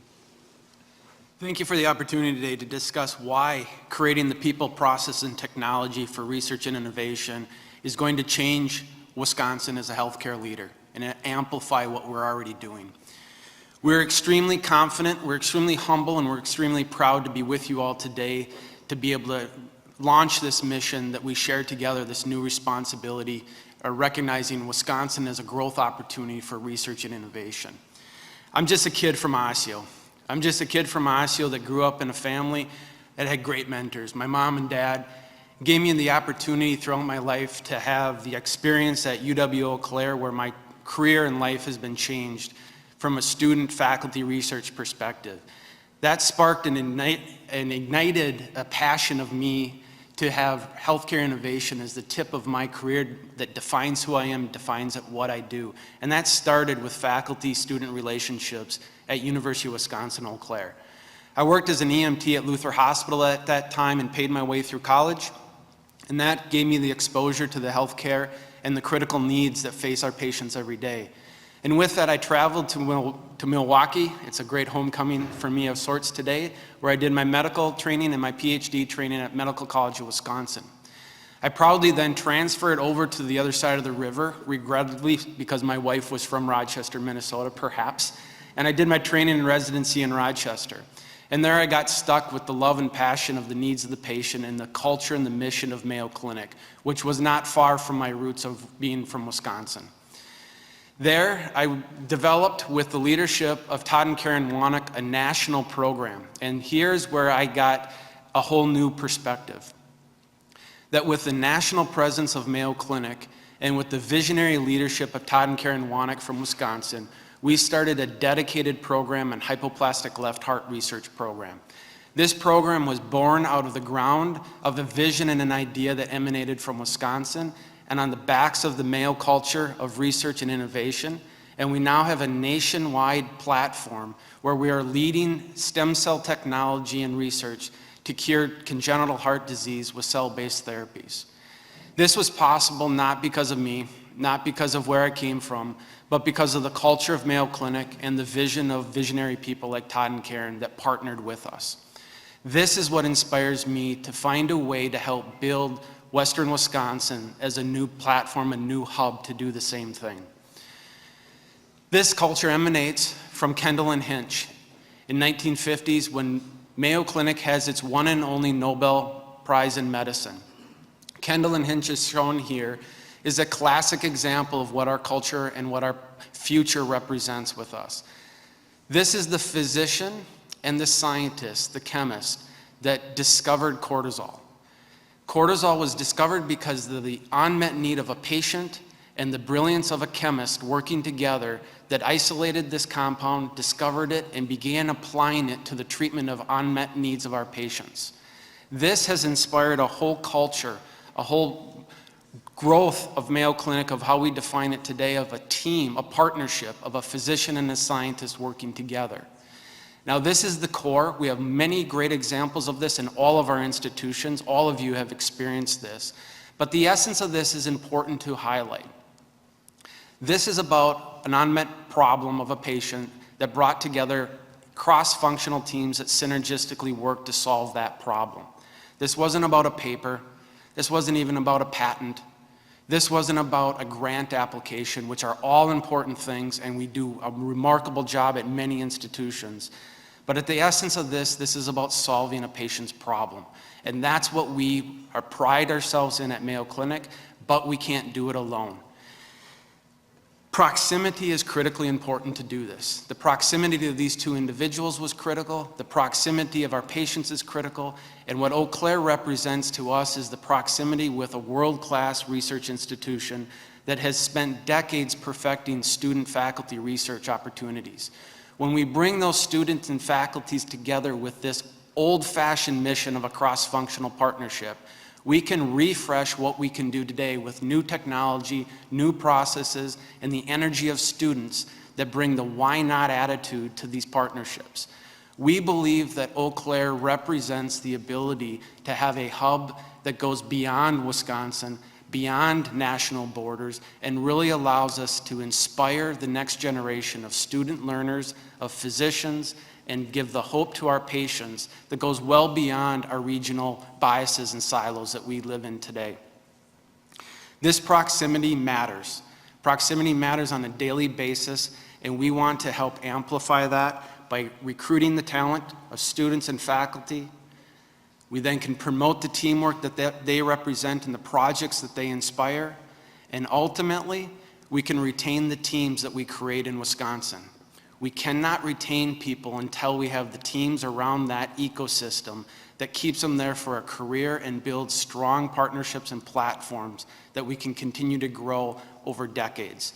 That's what our vision is, that's what our shared commitment is, and that's what we're proud to be here today to represent, and we're eager to take questions and comments to figure out the best way forward to make this a reality. Thank you. In closing, before we move to questions, this is a bit humbling.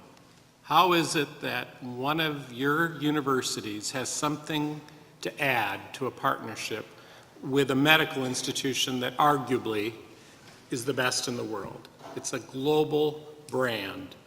The partnership is already in effect. We started the neuroscience program with your approval in December. Over the course of the coming year, we anticipate bringing forward a proposal for a biomedical engineering program as an outgrowth of a material science engineering program, biomedical informatics, and an expansion of our nursing, both at the BSN level and at the doctoral level in many specialty care areas. We've been blessed. We've already received guaranteed slots in Mayo's internationally known Summer Undergraduate Research Fellowship. They're setting aside 3 slots for UW-Eau Claire students, and unbeknownst to me, our students still applied and got a 4th slot.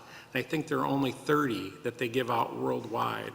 The program will attract the best to Wisconsin, the best students, faculty, doctors, nurses, and scientists. Talent attraction is something we've talked about at this board table for years. The program aligns with our strategic plan. If you look at it, it aligns with our master academic plan as we make tough decisions about what we offer as an institution. It even aligns with our master's facility plan. One of the things that we'll be putting forward in this year's capital request is a science building. Yesterday we saw a compelling story of Milwaukee's chemistry building, and I fully support the funding of that. Several years ago, I toured with Regents the chemistry building at Madison, strongly supported the state invest in that. And there are many other great science facilities being proposed in this upcoming legislative session as well. I believe these buildings are critical infrastructure to the state, just like our roads and bridges. They need investment. They are necessary not only to drive the economy, but in fact there are safety concerns with many of our buildings. So I hope to replace this Sputnik era science building built in 1963. If the building doesn't say it all, check out all the new cars in the parking lot. So we appreciate the Regents' time and attention, and I'm just about coming out of my shoes over this particular partnership. Thank you, Chancellor. Regents, any questions for Chancellor Schmidt, Dr. Nelson, or Dr. Maury? Regent Plop. I'll apologize before I get going because I'm going to jump across the board. But on a personal note, I'm a father of an 11-year-old daughter who life was saved at Rochester from a heart surgery on day 2 of her life. The ability to bring that back into Western Wisconsin and improve that is mind-boggling, and it's really truly a game changer for everybody. So thank you for that. Chancellor Schmidt, you talked about corporate cultures and all that kind of stuff and how they align with Mayo, and that's fantastic. But I wanted to commend Dr. Nelson because when you combine all that with the personal passion and local passion. I think it's really, truly remarkable. And really, for Western Wisconsin to have that kind of dedication and research, to be able to bring it locally like that is really, and being led by a local person is fantastic. So my question is, in my day job, we do tons and tons of work in the technology world for the Nestle's and 3Ms, and specifically we do tons of work within the rural hospital systems in northern Wisconsin. And like all of us, they struggle with recruitment. Can you just touch base on a little bit of how this might be a tool that can help some of the rural facilities, not just Mayo and Eau Claire and Western Wisconsin, but the Hayward and the Ashland hospitals and all those types of facilities? I have an example of this that's going to happen on July 16th of this year, where there is a Wisconsinite that has been recruited back from the East Coast Ivy League University, where he has finished training in interventional radiology and is coming back to his roots in Eau Claire. And he's bringing with him a project that spans and reaches out through our Mayo Health System's record system to the community hospitals and fully engages the community practitioners in state-of-the-art care of screening for patients and getting them plugged in to those life-saving therapies. And this process is a technology-based digital platform that's been tested in other areas and is now potentially something that gets physicians in the rural hospitals engaged. What I think is important for people to realize is that research and innovation doesn't happen, let's call it, in the academic centers only. It happens and starts with the inspiration of unmet needs of patients that live and work in our rural communities. And this is probably the biggest opportunity for Eau Claire research and innovation to transform and directly change, because that area is neglected in typical academic-focused research. So this is an extremely exciting opportunity, and getting the engagement of rural providers to be part of this ecosystem, I believe, is something Rochester has done 50 years ago and we need to emulate. I'd add, too, I think from a workforce perspective, some of the residency programs that we have started have specific rural tracks where these family medicine residents are very interested in serving in these communities. And we've had really good luck in recruiting staff, or recruiting these individuals, many of actually from MCW, University of Wisconsin, as well as University of Minnesota, that have that kind of bend. So thanks for that question. Any other questions? Regent Evers. Yeah, just thanks for the great collaborative effort. It looks great, and it's going to be good for the students across the state. In the discussions going forward, have there been any thoughts around the issue of medical student programming via Mayo in the Eau Claire area or any place else in the state? So Chancellor Smith mentioned earlier there's what we call a joint collaboration committee with this partnership. And on that committee sits Mayo Clinic's Dean of Education and Dean of Research. So it's actually one of Dr. Nelson's bosses, as well as one of our education programs bosses as well. These are the highest representatives of the institution. The Dean of Education has mentioned about a kind of a 3+ year program in partnership with University of Wisconsin Eau Claire, where pre-med courses are taking at Eau Claire and then finished up through Mayo Medical School, either in Rochester or in the campus in Arizona. So there's some active discussions underway about what that might look like, how we might formulate that. But again, I think as Chancellor Schmidt and Dr. Nelson mentioned, I think we've got the ingredients there. We just kind of have to pull it all together. Thank you, Doctor. Regent Ring. Yes, first I just wanted to thank you for coming and presenting to us today. I've personally seen firsthand from my peers at Eau Claire, as well as the faculty there, the energy and the positive response from this collaboration. And I was there when you first announced the collaboration between UW-Eau Claire and Mayo Clinic. But I just wanted to ask you, in your opinion, why do you think this is a good fit for, this collaboration is a good fit for both Mayo Clinic and specifically to UW-Eau Claire? Yeah, it's a great question, and I think we have to continuously redefine the answer to that question. what we think is going to be the sweet spot today may just be the starting point of where it's going to lead us. And so I think the starting point is the alignment of mission, and Chancellor Schmidt has alluded to. The fact that Eau Claire has a strong undergraduate faculty-student relationship of research is core and paramount to this whole collaboration. It should be noted that there are not any other university structures in Rochester that have been able to emulate this, and yet Rochester has been able to grow. Can you imagine what Rochester would have been today if the University of Wisconsin-Eau Claire was in the backyard in Rochester, Minnesota? Because we have had to work to create that culture. Here, this collaboration and partnership allows us to amplify what decades have already been laid in front of us and stand on the shoulders of giants to go much farther and much farther with the application of the science and technology.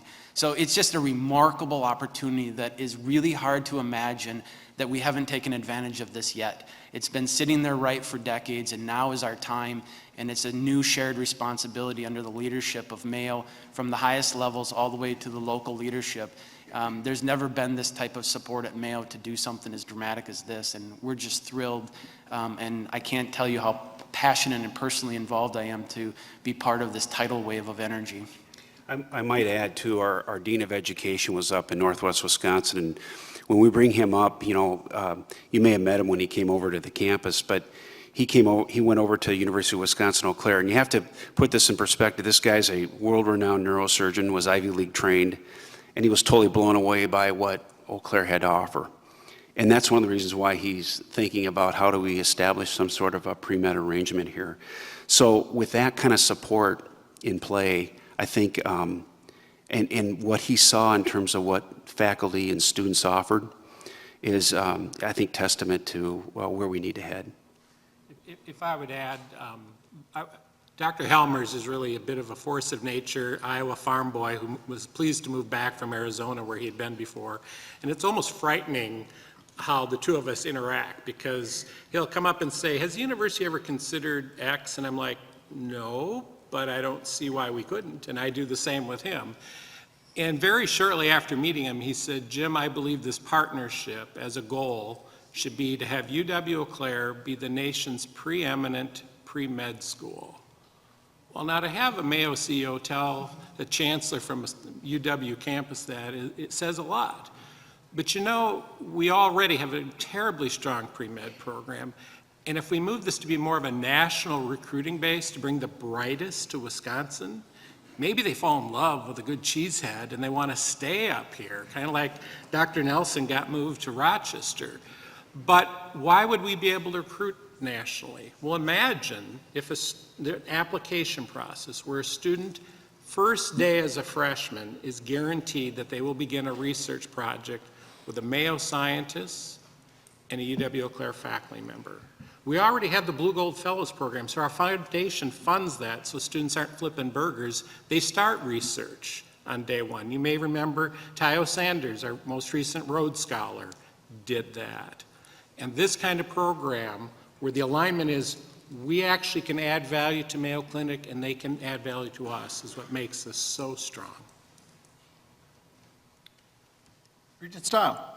I just want to make a real quick comment. Regent Tyler and I often talk about how the tech schools do a great job of tying in their education to the state's economy and workforce needs. I just think this is a terrific example of where the UW systems teamed up with businesses to directly address the state's economy and our workforce needs. So thank you very much. Any other questions, Regents? If not, let's give a round of applause to Dr. Moore and Dr. Nelson.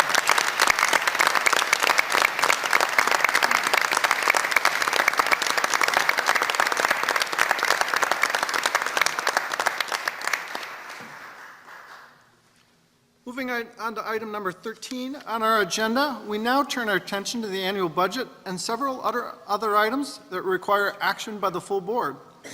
We'll begin with the 2019 annual operating budget. Then, as President Cross noted, we'll vote on an official recommendation from this board to the Higher Educational Aids Board regarding financial aid. President Cross, I'll turn it over to you. Thank you, Regent President Bailing.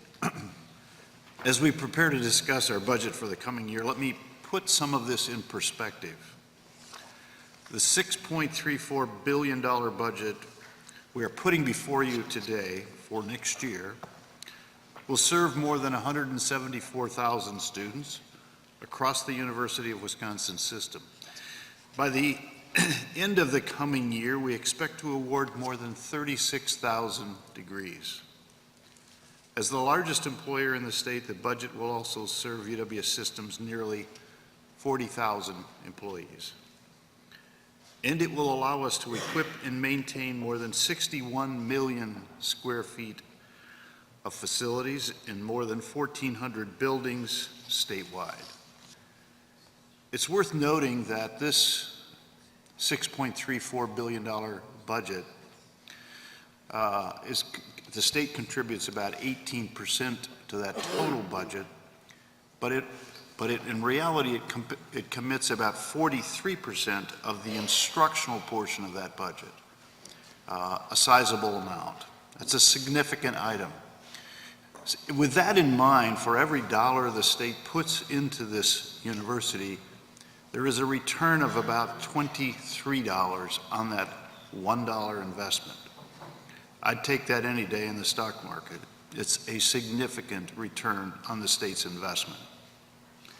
So I ask that you keep these points in mind as we share more details about this proposed annual operating budget, and here to do that is Vice President for Finance, Sean Nelson. So Sean will be highlighting the components of this budget, and we'll open the floor for discussion after he speaks. So, Sean? Thank you, President Cross. So I will go through the presentation. I think at the end we'll take some questions. So to cap off, to highlight this year's budget for FY19 starting on July 1st, our state funding projected to increase by 5.6%, or about $59.7 million. Overall, our all funds budget is going to be up about 2%, about $125 million, so state support making up about half of that increase. Resident undergraduate tuition frozen for the 6th consecutive year. We are still at the 2012-2013 levels. Segregated fee increases are limited overall. We'll dive into those a little bit more later in the presentation. And then finally, the program revenue balances are projected to further decline. Overall revenues are projected to be about $6.25 billion. Our expenditures, the budget we're approving today, is about $6.35. Our planned use of program revenue balances to balance the budget is around $99 million. And we'll dive in more into the program revenue balances and how those break out in a moment. In terms of overall expenditures, we look at this pie and we can see that the state support, the general purpose revenues shaded in blue, it's about 18% of our total budget. This, of course, primarily supports salary, fringe, and debt service, tuition, about 24%, and then auxiliaries at 12%. So auxiliaries would be your residence hall, your dining, parking, etc. General program operations, those are the self-supporting operations or that enterprise activity of the universities, the print, the copy shops, the conference centers, camps, and clinics. Our federal indirect reimbursement, so this is reimbursements for costs incurred for administering our federal grants. And finally, our gifts, grants, and contracts, restricted funds for private gifts, and also federal and non-federal grants. And I should note federal financial aid as well. These are the pass-through dollars that support our students. Focusing on the state support, our state GPR, net increase, again, is $59.6 million, an increase of 5.6%. And that is primarily attributable to two things: $42.6 million for the salary pay plan. As we know, we got a 2% plus 2% increase in 19. Those increases take effect on July 1st, this upcoming July 1st, 2% then again on January 1st, 2019. I should add, the longstanding practice with the state dictates that salary pay plan is divided 70% supported by the state and 30% supported by tuition. See, in this tuition freeze environment, the campuses had to pick up that share of the cost. That overall cost of the campuses picked up was about $11.4 million. And finally, on the other side of state's GPR support, we have the $26.25 million for the performance-based funding. These are the metrics developed by Vice President Henderson and approved by the Joint Committee on Finance on April 18th. Those dollars are currently reflected now at system in your budget document, but will be sent out to the campuses this fall as we collect year-end data. The additional fund sources, we are projecting increases for general program ops of about $11.2 million, federal indirect cost reimbursement, an additional $10 million, and finally gifts, grants, and contracts, about $72.8 million. The gifts, grants, and contracts, chiefly an increase in grants and philanthropic support for UW-Madison. And we're also seeing on the downside a projected expenditure decrease on federal financial aid. Now, these dollars are directly linked to enrollment and pass through to students, so obviously with a lower enrollment, fewer dollars flowing through the federal financial aid. Tuition, as noted, is again the 6th consecutive year of the resident undergraduate tuition freeze. However, overall, we do have a net tuition revenue increase of about $34.7 million, and that is largely attributable to professional school increases and non-resident tuition at UW-Madison. They've also shown, they've grown summer school tuition receipts by 10%, and have also added some additional graduate programs. These were board approved, I believe, in December of 2016. On the auxiliary side, we're going to dive into this a little bit more in a moment, but wanted to highlight for the Regents that for the instructions sent to campuses for FY19 were to limit increases in these areas unless they were attributable to pay plan, documented contractual increases, debt service, enumerated projects, or student-initiated program. So we had specific guidance on where those areas could show and what they could send to system for consideration. Similarly, for room and board, we had an increase of about $118 per year, or about 1.6%. And we're going to dive into these in a little bit more. On the seg fee side, again, given those categories that I enumerated earlier, if you look at the breakout here, in terms of debt and facilities, it's over half of the share of seg fee increases. And we can tell you exactly what facilities these are for. So for debt side, we had the UW Platteville Fieldhouse, we had the lacrosse fieldhouse, and at Stevens Point, we had the health and wellness facility. On the student-initiated side, so those allocable costs, we had for Milwaukee an increase in mental health services. At Stout, they added a counselor position, and then finally at River Falls, they added a diversity and inclusivity position. On the mandated compensation, I think this is important. I noted earlier that on the GPR side, pay plan was covered through GPR, but on the auxiliary side, the campuses have to bear all of those expenses. So those additional increases had to be passed on. So you see that a big share of seg fee increases for this year is attributable to pay plan, those mandated compensation costs that the campuses had to honor. And finally, on the contractual agreements, most of these are around local and regional transit. These are documented by the campuses to system. And overall, you're seeing an average increase of $33 for the year, or about 2.6%. Moving to room and board, it's a similar story. From the debt facility side, for UW Stout, they had the North Hall remodel. UW-Whitewater added a new residential hall. And then finally, UW-Eau Claire had a mix of a new residence hall as well as some renovations. On the contractual side, this is largely made up of the food service contracts. We have multi-year contracts that have inflationary clauses built in, some tied to CPI. That is reflected here. And then again, pay plan reflected in the mandated compensation mix. This may be a little difficult to see, but I think this is a very important slide to highlight. This illustrates the major cost centers of our operations. So you have tuition, seg fees, room rates, and meal plan, I should say our main revenue generators. Overall, when you account for the seg fee and room rate and dining increases that I just walked through, we have an overall percent increase over 18 of 1%.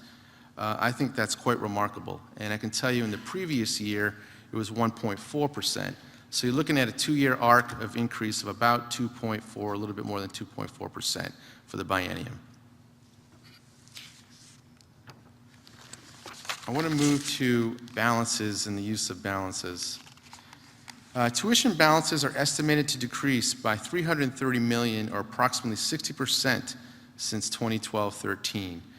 Similarly, on the auxiliary balances side, they are expected to decrease by approximately $30 million year over year, from 2017-18 to 2018-19, and we'll dig into this a little bit more in a moment.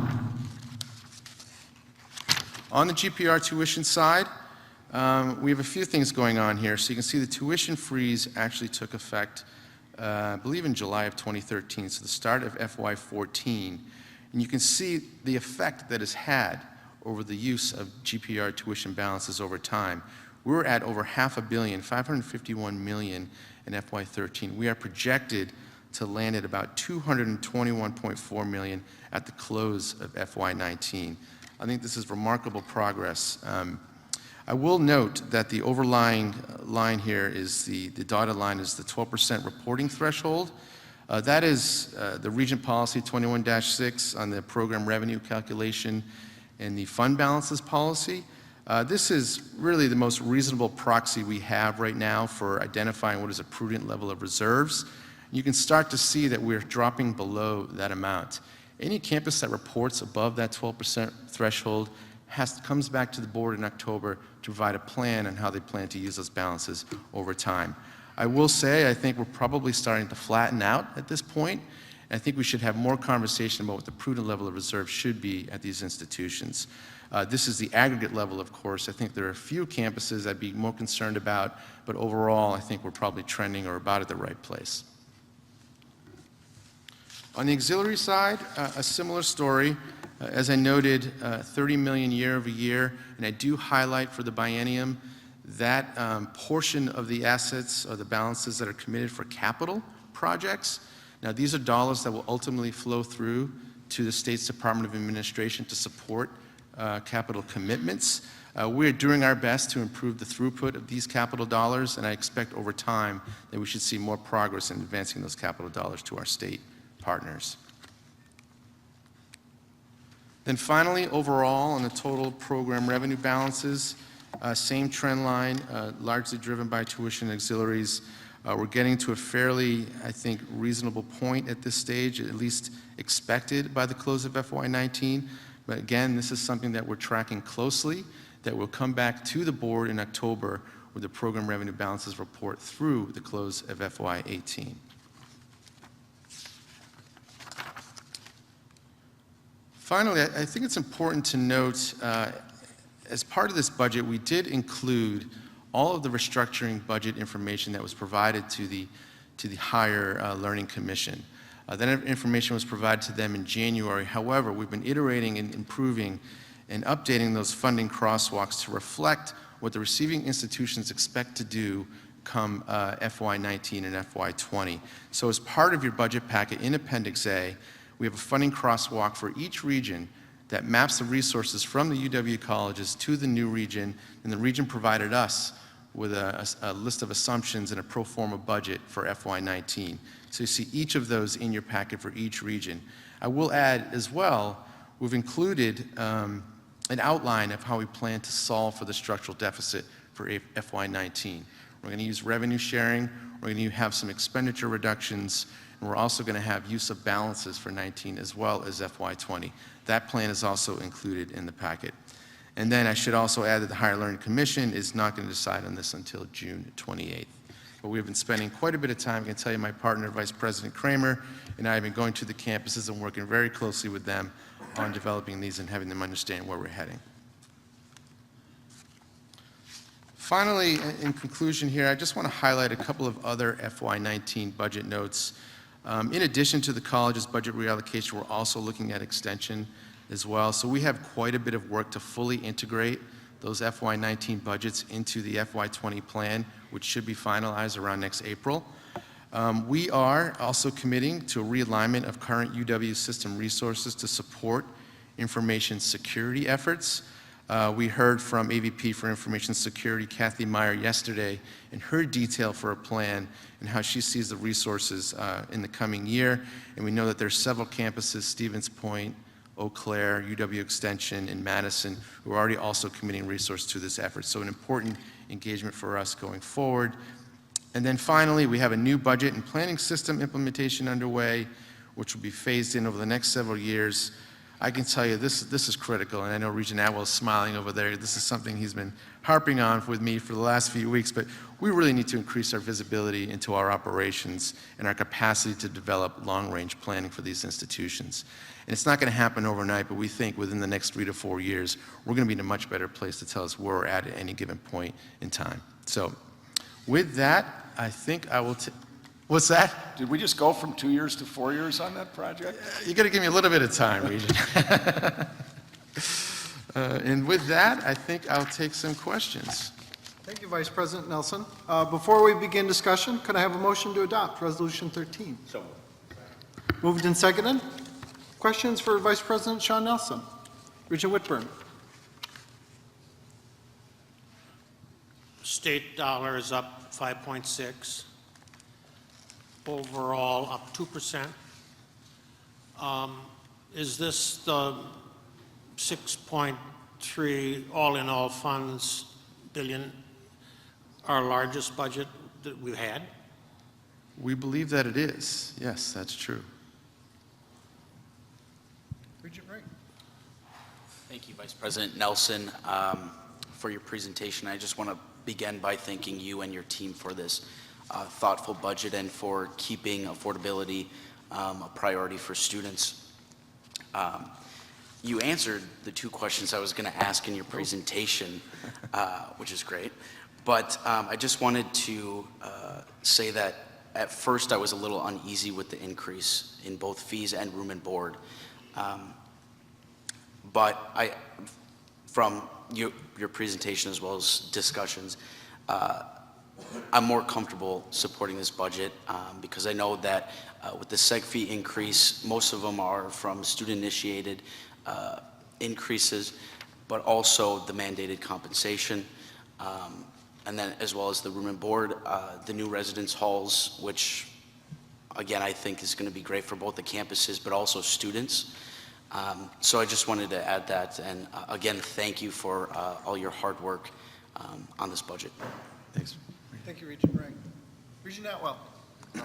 I also would like to thank Vice President Nelson for his work on this. I've spent a fair amount of time talking to him in the last couple of weeks, and he identified when he first started, the need for improved budgeting and forecasting model across the whole system. And just to try to put it in as simple terms as possible, it's difficult to look, and I've had comments with chancellors to the same effect. It's difficult to look ahead to next year's budget based on last year's budget instead of looking ahead at next year's budget based on this year's projected actual. So I think that's really the crux of the issue as far as being able to evaluate. I mean, this presentation was very helpful to me, but I am grateful that he's identified that project, and looking forward to its implementation. It's kind of mind-boggling to me that we're some 50 years into the system and we've operated without that long. I'd like to turn my attention to another discussion that we had. There's a lot of discussion about tuition and the tuition freeze, and I mean this sort of as an honest intellectual question. I think that the legislature is very focused on, and I think we're all focused on, access and affordability for students in Wisconsin. Tuition has been frozen for a long, long time, and I frankly understand why that happened and why I think it was necessary. But what I really would like to know, I'd like us to give some thought to what is, I guess, what an economist would call the enrollment elasticity at different tuition levels. I'm sorry to be so complicated, but at what point do we, we seem to presume that the lower we keep the tuition, the more our enrollment will be and the greater the access will be. But is that really the case? Or have we reached a point where lower and lower tuition really actually doesn't improve enrollment, especially given kind of robust financial aid support for families of lower income? Am I formulating that in a way that makes sense? because I think it would help us interact with the legislature if we could really put some thought into, look, holding tuition further down is really not effective in improving access and affordability. Is that? Absolutely, yeah. Yeah, I would just add that I think we're seeing in my engagement with the campuses that, you know, the lack of additional revenue is starting to affect operations, so it does have a quality aspect to it that we need to be focused on, and it varies across campuses. To put it on, if we cut tuition 2,000 instead of freezing it, would we get any more students? Would anyone else be able to afford to come? Or if we raised it 2,000, would it really cost anyone who can't afford it access? Regent Tyler. Regent Atwell, you raise a very interesting question that the technical colleges have been grappling with for a long time. We haven't suffered the taking away of tuition setting responsibility like we have here at the university, but we've been very cautious in balancing the need for additional resources and providing the needed technology and quality enhancements in the schools. I mean, we're currently running in a range very similar to CPI, something in the 1.5% range is what we're seeing, and we've incremented down to that. One of the things that I would point out is, we're very concerned about access. We're very concerned about student budgets. The challenge that we've had is where we can't control cost and quality is what's the cost of attending school that's outside of the institution. So, transportation costs, healthcare costs, food, and so on, and those costs continue to rise at a rate higher than inflation. But as we've gone back and polled students, which we do every year, students have consistently supported modest increases because they know that in time, no increase is going to impact the ability of the institution to provide, quality education delivery. So I put that on the table just because I think we're starting to get to that point where I really do believe that you're right, that reduced tuition probably doesn't increase enrollment, but at some point it does impact our ability to deliver quality. And I think that's a big issue, and I think that at least in our polling of students at the tech colleges, they've been very clear. We want you to be careful with resources, but we want you to have the resources, and we're willing to pay modest increases to support that. Thank you, Regent Tyler. Any other questions? Regent Atwell. Maybe to say more succinctly, too, there are probably parents and students, they're not going to say, please charge me more, but there are a substantial body of parents and students who can and would be willing to pay more, and when you hold it down, you walk away from that revenue. And anyway, I sound like I'm making an argument for higher tuition. I'm getting pretty close to that, but I really think thought and illumination and conversation with the legislature could, and I guess I believe in the power of ideas and analysis, so. Thank you, Regent Atwell. Regent Mueller. Thank you. And thank you for that excellent presentation. Sean, I really appreciate it. But I want to follow up on this discussion. My colleague talked about robust financial aid, and the way that and I don't know if that's accurate or not, because the way we budget, we really don't know how much student financial aid is available. You have a category on your spend of federal financial aid and other. We're soon going to vote on additional funding that we get from the state's Higher Educational Aid Board. We get financial aid through our gifts, grants, and contracts slide. But it's not clear to me, even after these many years, if the financial aid is up, down, or about the same. And I also, as I say that, of course, just looking at a total isn't helpful because, of course, the great variable is how many students received that aid.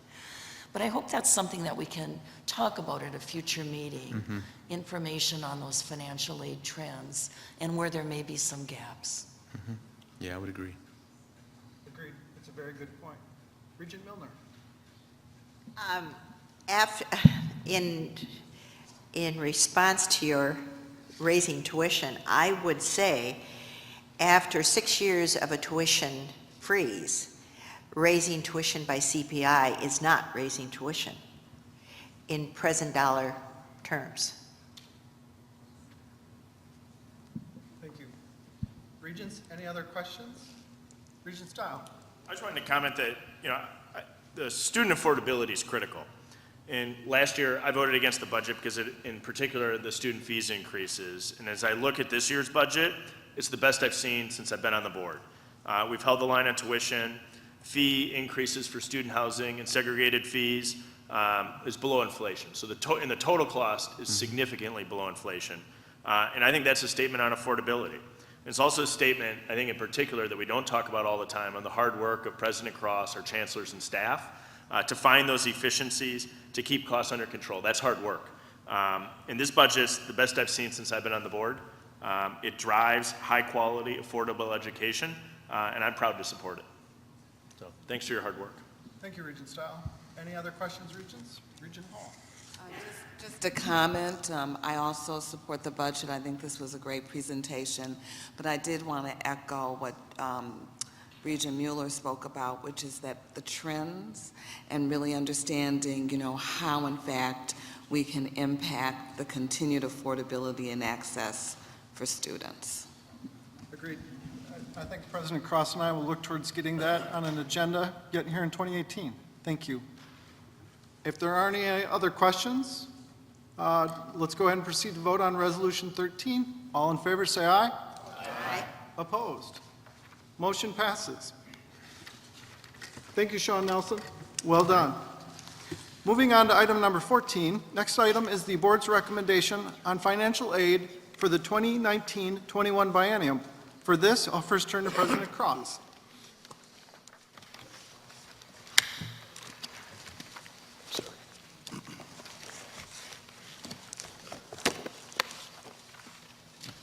What am I supposed to be in?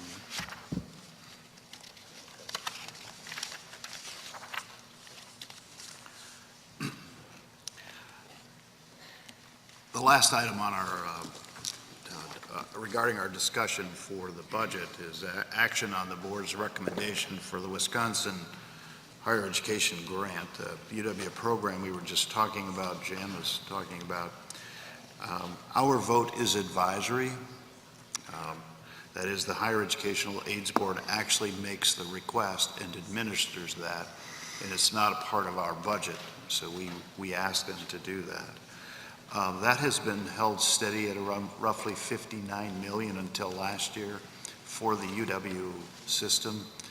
And then I think it was raised about $3.5 million last year roughly, so it's in the 62, 63. And so what we're seeking for this year, as you can see, we have to do that in June as opposed to August because the HEAB board meets in June to review this and to develop their recommendation. In 2016-17, almost 7 out of 10 UW system students received $1.3 billion in some form of financial aid. If you remember the graph that Sean had up there, about 18% of the 6.34 budget is GPR. And that's about 43% of our instructional budget. But if you add the 1.2 billion, that's about 18% of that 6.34. So in essence, the federal financial aid is about 18% of our overall budget as well. The Wisconsin Higher Education Grant, which is not federal financial aid, is the largest need-based state grant program available to Wisconsin residents attending UW institutions. In fact, 1 in every 4 resident undergrads, more than 30,000 students, received one of these grants in 2016 or 17. The average grant was a little over $2,000. So here to tell us a little bit more about that is Sean Nelson. Sure. Thanks, President Cross. And I think just to pick up, and President Cross noted earlier that this is the very first step in the biennial budget process development. We talked about those 7 discrete areas, and this is the one we make the recommendation today. We will present to the Higher Educational Aids Board in July or August, and then finally they will make a recommendation to the governor. So this is the first one out of the gate in terms of the biennial budget. About the Wisconsin grants, so as noted, it is the primary need-based program for Wisconsin residents. We award UW resident undergraduate students with expected family contributions of $5,000 or less. And we have about 30,000 recipients, of which a little over 45% had EFC of 0. So just tracking the historical funding for the Wisconsin grant, so it's been flat relatively since 2010, 2011. We did see an increase of about $3.6 million over this current biennium. So in looking at the overall purchasing power of the Wisconsin grant, so there are 3 factors that determine this, right? So it's the overall level of funding, the amount of eligible recipients, and then, of course, the cost of attendance. So we wanted to try and illustrate here is that over time, the erosion of the value of that grant has actually gone down because of the cost of attendance primarily, but also because we had an increase in recipients back in the 2013, 2014 years. Now, interestingly, the average Wisconsin grant did go up in 2016, 2017, but that was largely driven by enrollment declines. So we're projecting that we'll probably need about $3.25 million, or a biennial increase of $6.5 million, to keep pace with the average award from 2009, 2010. So that is the request before the Board of Regents today. And with that recommendation, we would take that to the Higher Educational Aids Board in August. Before we begin questions for Vice President Nelson, could I have a motion on Resolution 14? Second. Moved and seconded. Questions and discussion? Regents? Regent Creeby. One brief comment. We just had an interesting discussion on tuition, and including concepts of price elasticity and affordability. And affordability, of course, is something that we have been focused on diligently for a number of years. Part of affordability is making sure tuition doesn't increase. There are other elements to affordability, including time to degree, and importantly, financial aid, which is a central concept, I think, for many families in the state of Wisconsin to affordability. As a result, I'm very much in favor of this. Thank you. Other questions, Regents? Seeing none, all in favor in Resolution 14, say aye. Aye. Opposed? Motion passes, and thank you. Let's give a round of applause to our Vice President Sean Nelson.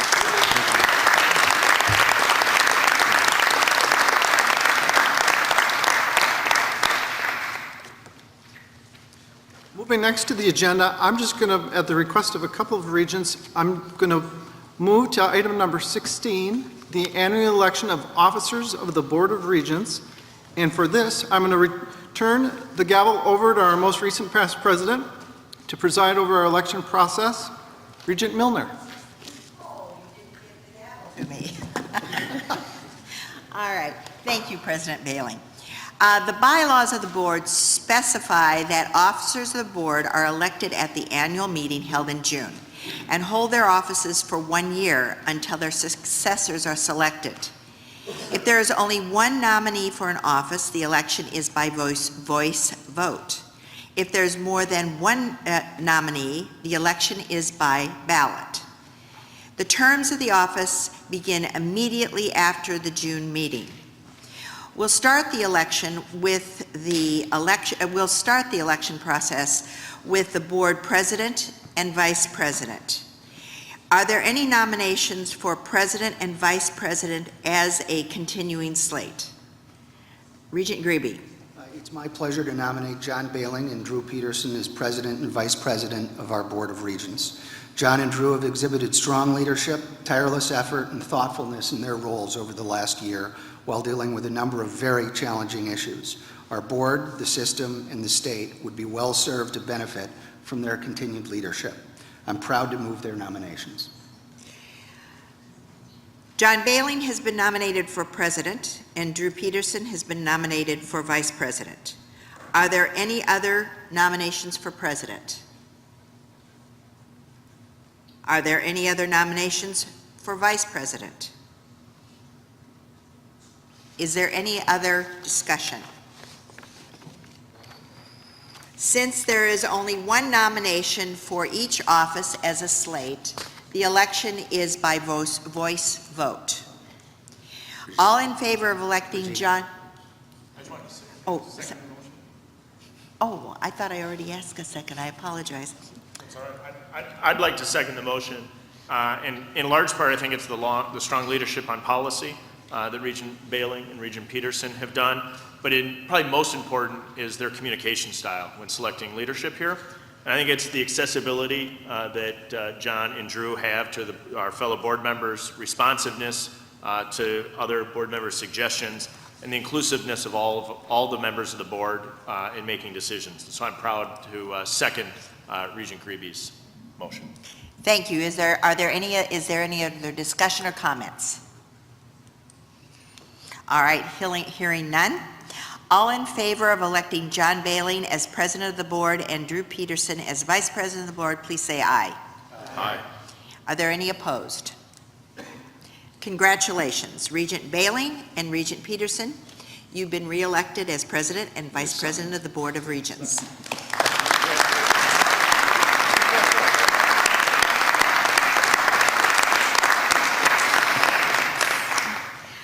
Now, we have the election of other officers of the board.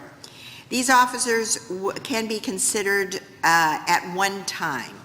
The incumbent for the offices are Jessica Lathrop, Corporate Secretary of the Board, Sandra Cleveland, Assistant Secretary, Megan Wesley, Assistant Secretary, Sean Nelson, Trust Officer, and Quinn Williams, Assistant Trust Officer. Are there any other nominations for these offices? If not, all in favor of re-electing the incumbents, please say aye. Aye.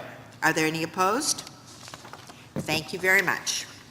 Elections are over. Thank you, Regent Milner. Next on our agenda, we have the great honor of presenting our 26th annual Regents Teaching Excellence Awards. It's the UW system's highest recognition for faculty and academic staff. At this time, I'm going to call on Regent Mueller to lead us in those presentations.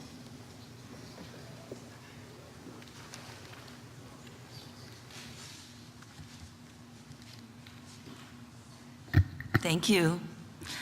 On behalf of the Board of Regents, it is my great pleasure to welcome our distinguished guests this morning, the recipients of the 2018 Regents Teaching Excellence Awards. We also welcome their family, friends, and colleagues who are joining them today. This is the 26th anniversary of the Regents Teaching Excellence Awards, which recognize and honor some of UW System's most outstanding teachers, departments, and programs.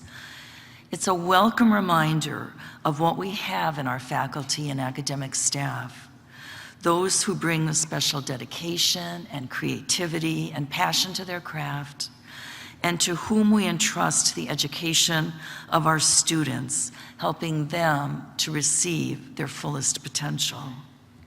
Exceptional teachers go that extra mile in their teaching, and by doing so, they inspire in their students their desire to go the extra mile in different ways.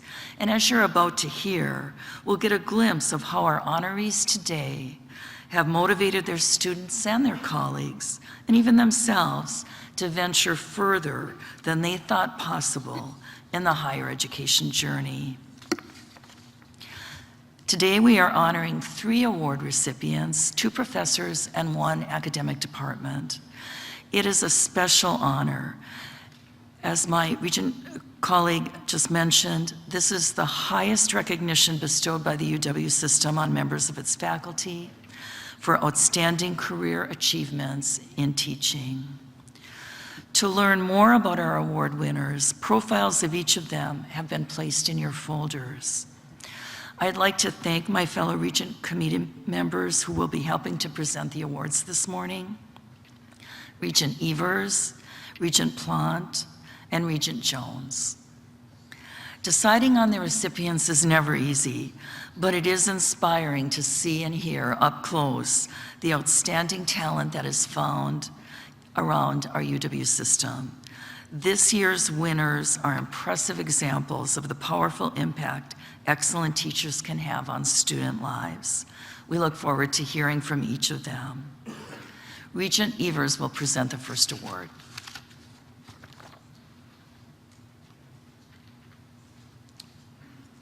Well, good morning, and it's an honor to present our first award, which recognizes the outstanding teaching of a department or program. This year, the honor goes to the History Department at UW Green Bay, which is represented here today by Department Chair Dr. Heidi Sherman. UW Green Bay's History Department is a high-impact, student-centered program that uses hands-on, applied learning, and community engagement. The department's enrollment has been increasing in recent years and currently has 123 students majoring in the program and 29 students declaring history as a minor. Faculty have been working very hard to redress gender inequities among the student body. Female student enrollment is now at 47% higher than the national average. A growing number of history majors are pursuing internships, jumping from 24% in 2011-12 to 43% 5 years later. The department credits its success to revisions that they've done in the curriculum and focusing on innovative instruction to attract and retain a variety of students.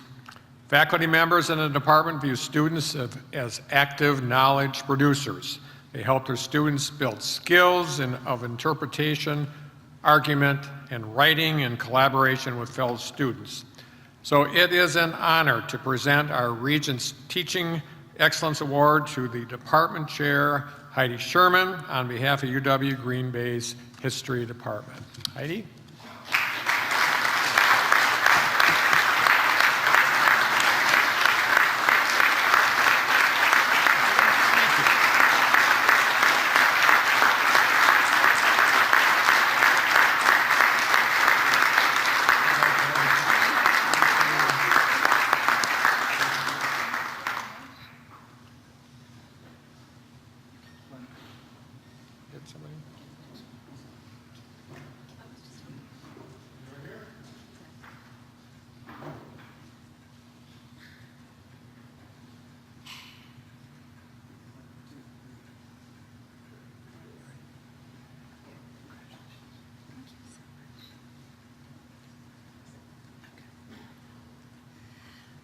Well, thank you. This is a tremendous honor. I want to thank Chancellor Miller and Provost Greg Davis for the nomination and the support of our history department. And I just wanted to mention that it is especially sweet to be the only, well, one of the, I just have to say, I'm so nervous, I'm sorry, but we are the only department in the humanities or social sciences to have been recognized with this award in many, many years. And it is really exciting that finally the floodgates have opened again.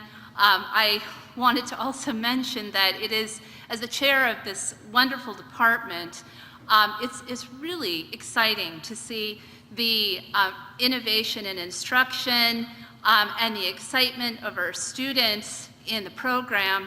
We're a small program, and I think a lot of people think in history that there's a perception that students just sit and listen to lectures and write papers and read thick books, and that's it. But not in most history programs I know of. Well, students get out of their seats, they're out in the community, they're creating websites, and they're in archives, and they're working with each other, and we have students who are now, graduates who are now working in Washington, D.C., in the Arab American Institute, who are working with corporations in Wisconsin, who are teaching. I mean, they're out in the community. So I'm just hoping that with this award, people will recognize that, I mean, history as a program all over Wisconsin is really vibrant and exciting and is continuing to grow and getting students jobs, but also really helping students learn the things that they love to do. And I think that's very important, that students have the opportunity to learn what they love. So thank you very much for the encouragement with this award.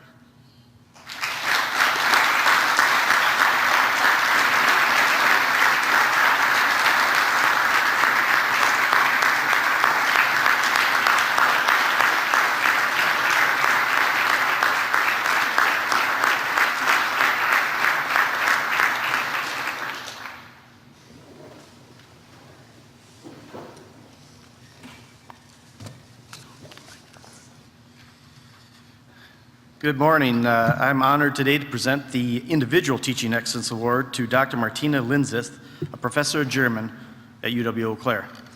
During her 19 years at UW-Eau Claire, Dr. Linzeth has become a recognized expert in her field, demonstrating a deep commitment to her students' learning and using innovative teaching strategies. Her quick-paced lectures have used a variety of research-based learning strategies that have promoted student learning through conversation and collaboration. Her efforts in curriculum design and language instruction has played a key role in University of Wisconsin-Eau Claire's German program being designated as a German Center of Excellence by the American Association of German Teachers.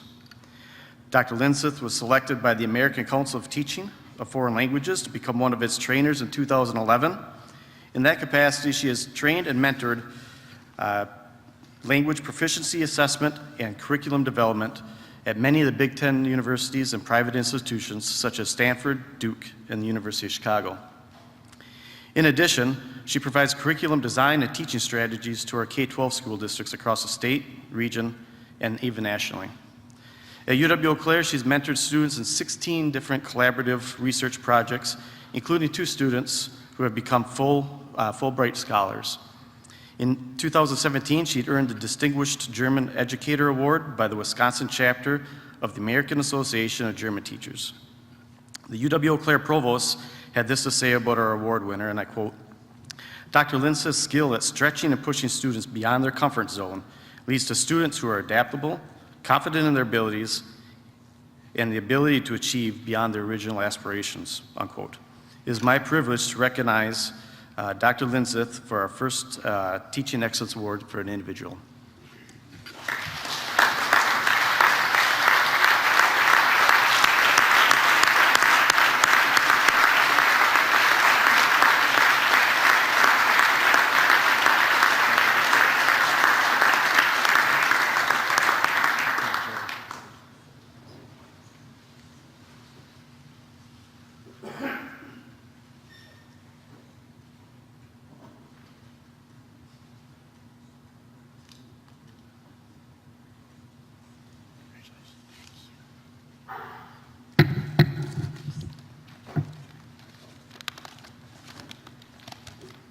I'm very nervous too, so I prepared a speech. I usually don't read speeches, but I thought I'd play this one a little safer. So thank you very much. I'm very honored, and I certainly would have never thought that I would give a speech in front of UW regents, chancellors, provosts, but yet here I am, so I guess I'll take this chance. This has been a year of milestones for me personally. 30 years ago, almost to the day, I came to the United States. I arrived from a country, East Germany at the time, that would cease to exist only a year later with the fall of the wall. And I cannot take credit for that event as much as I would like to. But I came here with no specific plan and nothing much to my name at all, other than this desire to learn about the language and the culture of my new home. The following year, I was unexpectedly asked to teach a beginning German class. I was not in school at the time. I was not having any experience in this area, but student enrollment had skyrocketed with the fall of the Berlin Wall, and the chair of the department at Indiana University, Purdue University in Indianapolis, IUPUI, happened to be in attendance of a presentation I had given about my personal perspectives on growing up in East Germany. And after that presentation, he came up to me and said, "How would you like to teach a beginning German class for us?" And I had no experience teaching. I had really broken English at the time, and yet he gave me that chance, and he was taking the risk, and I was willing to accept the risk, and I didn't really know what I was getting myself into it, but here I was suddenly teaching a peer group of students my own age, and it was really like giving an unrehearsed live performance in a sociology experiment, because I had grown up in a completely different part of the world, right, behind the Iron Curtain, and yet I had this immediate rapport with my students, and I felt the immediate passion for teaching, and it was then that I decided, I think, to pursue a PhD and become a college professor. A lot has changed since then over the years, but this passion, this connection to the students, the willingness to take on new challenges and risks, that has been a constant throughout my career. But back to the milestone theme, 10 years later, exactly 20 years ago, I came to our beautiful Badger State to take a tenure-track job at the University of Wisconsin-Eau Claire.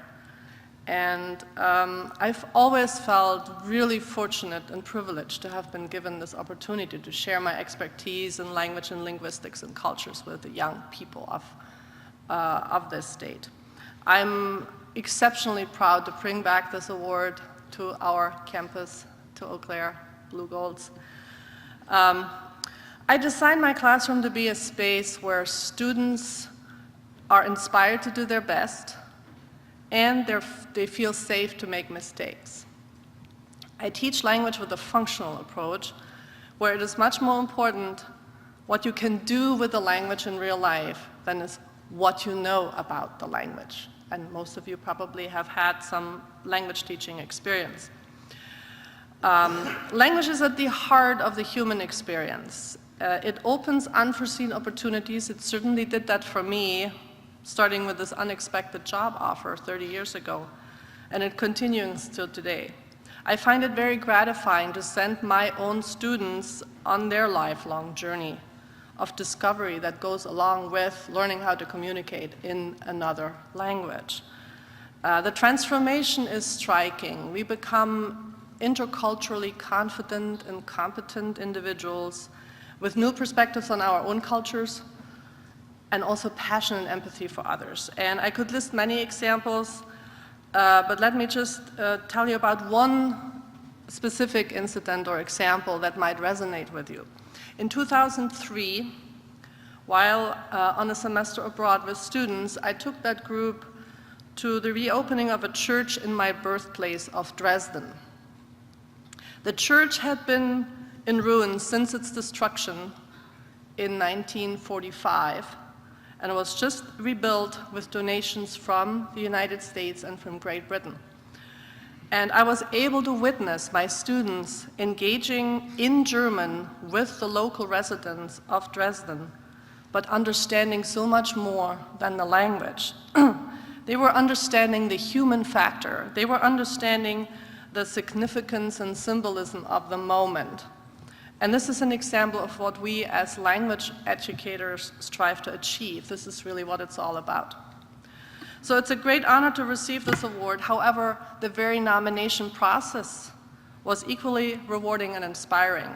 As we are being asked to reflect on our own teaching and philosophy and how it evolved, and also asked to gather submissions from colleagues and students describing the impact our work has had, it allowed me to look back at my teaching career, how it evolved, and it also had me realize the lasting positive effect my efforts have had on so many others, especially my students. And they're still, right now, as they're finding out about this award, they're sending me all these messages.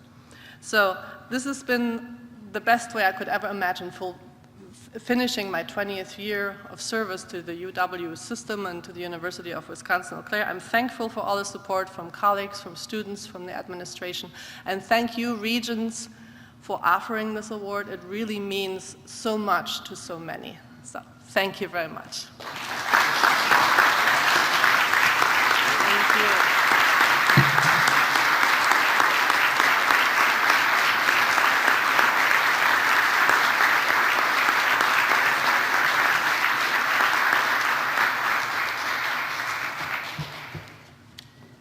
Well, it is my absolute privilege to present the next Regent Teaching Excellence Award to Dr. Kirti Premadasa.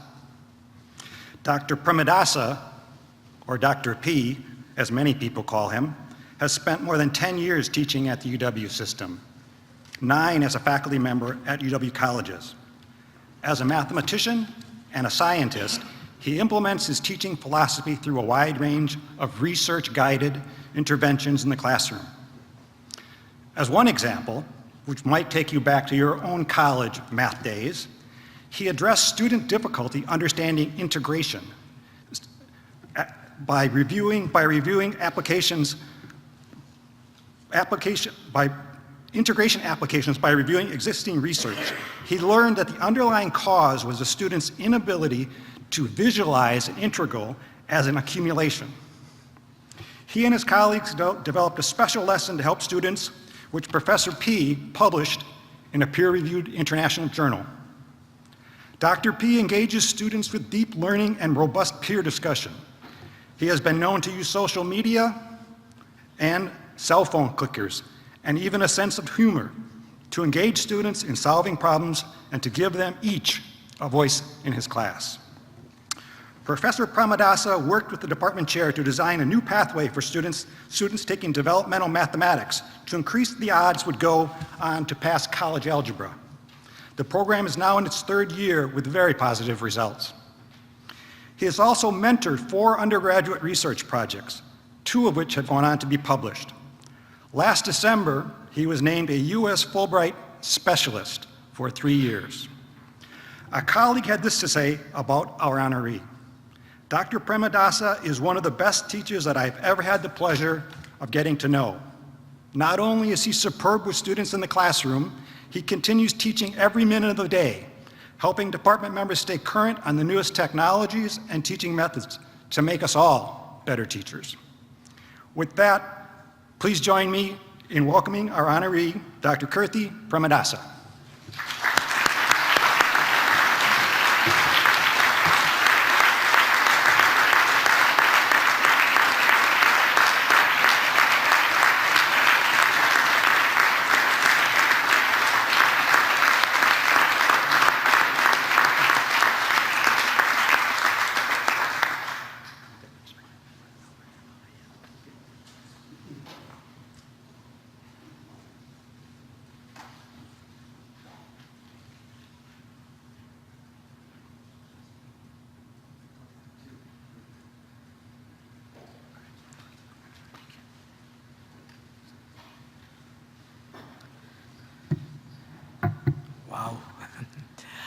Ladies and gentlemen, first of all, Board of Regents of the UW system and leadership of the UW system, chancellors, presidents, my friends and invitees who have come, everybody else.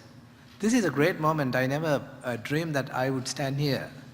Especially since the story began 10 years ago, actually 12 years ago in 2006, I remember the date exactly, 2006, May 17th, I received a telephone call from about 7:30 at night from OBGYN who just stated that our daughter, who we had after many years of having a child, is diagnosed with a rare chromosomal abnormality. And then, which at that very moment, I decided that I should give my older daughter the privilege of living his life living her life in a country where there is a strong constitution, where she will have rights and she will be protected for life and she will get the best opportunity to live.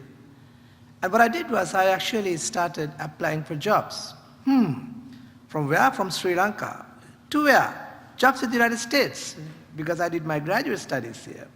Now, ladies and gentlemen, you see how difficult it is actually to apply for a job and get an interview from Sri Lanka. So I applied for quite a few and nothing, absolutely nothing. Then one university had the courage, I have no idea to this day why they had the courage, to give me a 6 months position on a J1 visa. Ladies and gentlemen, my first thanks goes to UW-Eau for doing that. And there's 2 of them right here. Thank you very much, UW-Eau, math department, for giving me the chance. And when that was about to expire, when I had 2 days to leave the country with my family, they renewed again the relentlessly battle to keep me there. And then the UW colleges took over. And my colleagues at UW Marathon County and UW Baraboo Sauk County, and the leaders, the deans, the chancellors, and then UW Platteville, who had always given me inspiration and a warm welcome and kept me going for the last 10 years of my life. And then I want to thank them all, but mostly to my amazing wife, with whom I celebrated 20 years of wedding anniversary last 4 days in Paris. And especially for marrying a mathematician for 20 years, which I tell is no easy task. Now, and then my students, who actually wrote recommendation letters for me, and my colleagues, Kavita Bhatia and Brian Mayan Murphy, who wrote recommendation letters for me. Now, if you look at my students' recommendation letters, an overall theme that has come out is that they say that I have touched their lives. Now, ladies and gentlemen, these students are coming from the small towns in Wisconsin, and they have never seen someone from South Asia with a weird accent teaching the very subject of mathematics to them. But yet they feel that I touched their lives. How did I do that?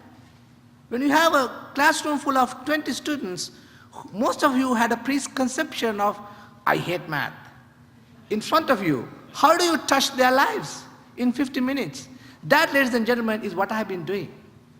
I feel that the best way to touch their lives is to give them the confidence that their lives means something, that they can realize their dreams, they can go on to become productive professionals in this country and achieve their dreams. And to do that, it's not enough for me to make them to solve easy routine problems. I should get them to solve difficult problems, deep learning, so that only when they solve difficult problems, they get the confidence, I can do this. And the moment they get that moment, you cannot stop them. They become what are known as self-reliant learners. And they will go and they will become professionals in every area that you can imagine. And that is what I do. And that is exactly how I touch their life. So if you look at my research, say using Twitter to give a difficult problem and asking them to solve over a period of time, or to do undergraduate research, or to use cell phone clickers to give everybody in the classroom a voice, or to use inverted classroom where they would watch a video and then in the classroom I give them problems and I can go to each one of them and say, let's do this, you and I. And by doing that, my last 10 years of research has been getting students to solve difficult problems. Now, what do I do? So when I touch these students, they will become professionals. And someday, I'm pretty sure, in my dying moment, I'm sure I will not be able to recognize 1 and 2, let alone solve higher order differential equations. But my students all over Wisconsin will be all over the nation, be all over the world. They will use the mathematics that I taught. They will use the confidence that I gave them over the years. And ladies and gentlemen, now, thanks to the UW system, which has served me for so long, I get a chance to give that back to my country of Sri Lanka, where the discussion in the classroom, the problem solving, will link for the very first time in live sessions between the universities and the private sector in IT and robotics. So the private sector and the university will do live problem solving while in the classroom. The cycle is complete. And I often ask, how did this happen? How did this guy who came from a 6-month visa and was nearly asked to leave the country come here? It could be mathematically, probability and statistics. Even the remotest event can happen. That is allowed. Or it could be the passion of a couple of parents who fought resiliently and tenaciously for their family for 20 years. Oh, ladies and gentlemen, sometimes I feel when I got that fateful telephone call 12 years ago that it was written that someday I would tell my story to this most prestigious audience in the UW system. Thank you so much, gentlemen. Thank you.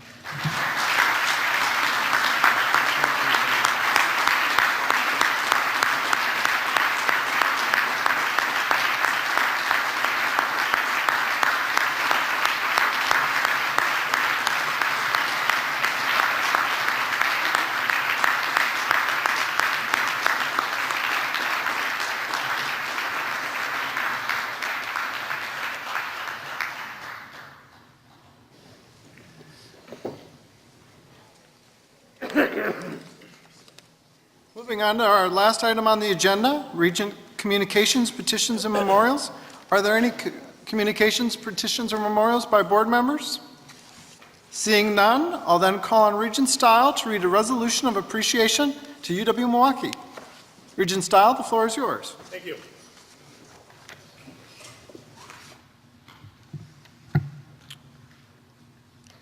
Whereas the members of the Board of Regents are pleased to recognize the University of Wisconsin-Milwaukee as the official host campus for the board's June 2018 meeting, and the board is grateful for the generous hospitality extended by Chancellor Mark Money and the entire Panther community.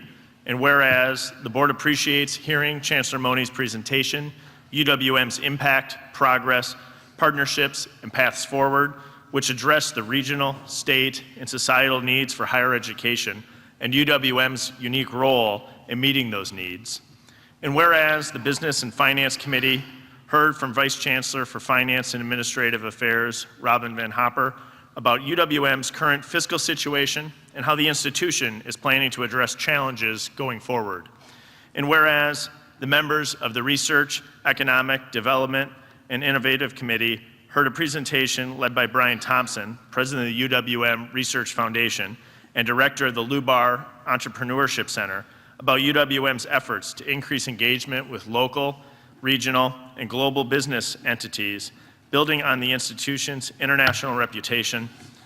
And whereas the Capital Planning and Budget Committee received a closer look at the university's capital building program in the presentation, UWM Capital at a Crossroad. And whereas the Education Committee thanks Provost Johannes Britz for the presentation, Our Path Forward, Strategic Investment in Outstanding Learning Environment. And whereas the board was delighted to hear from Dr. Karen Frick, a neuroscience professor in UW-Milwaukee's Psychology Department, featured in this month's Faculty Spotlight. And whereas board members were pleased to take a campus tour, which included the UWM Union, the Lubar Entrepreneurship Center, the Chemistry Building, and Chapman Hall, be it therefore resolved that the Board of Regents hereby thank UW-Milwaukee for this month's informative presentations, its forward-thinking spirit, and its many continued contributions to the UW system and to the state of Wisconsin.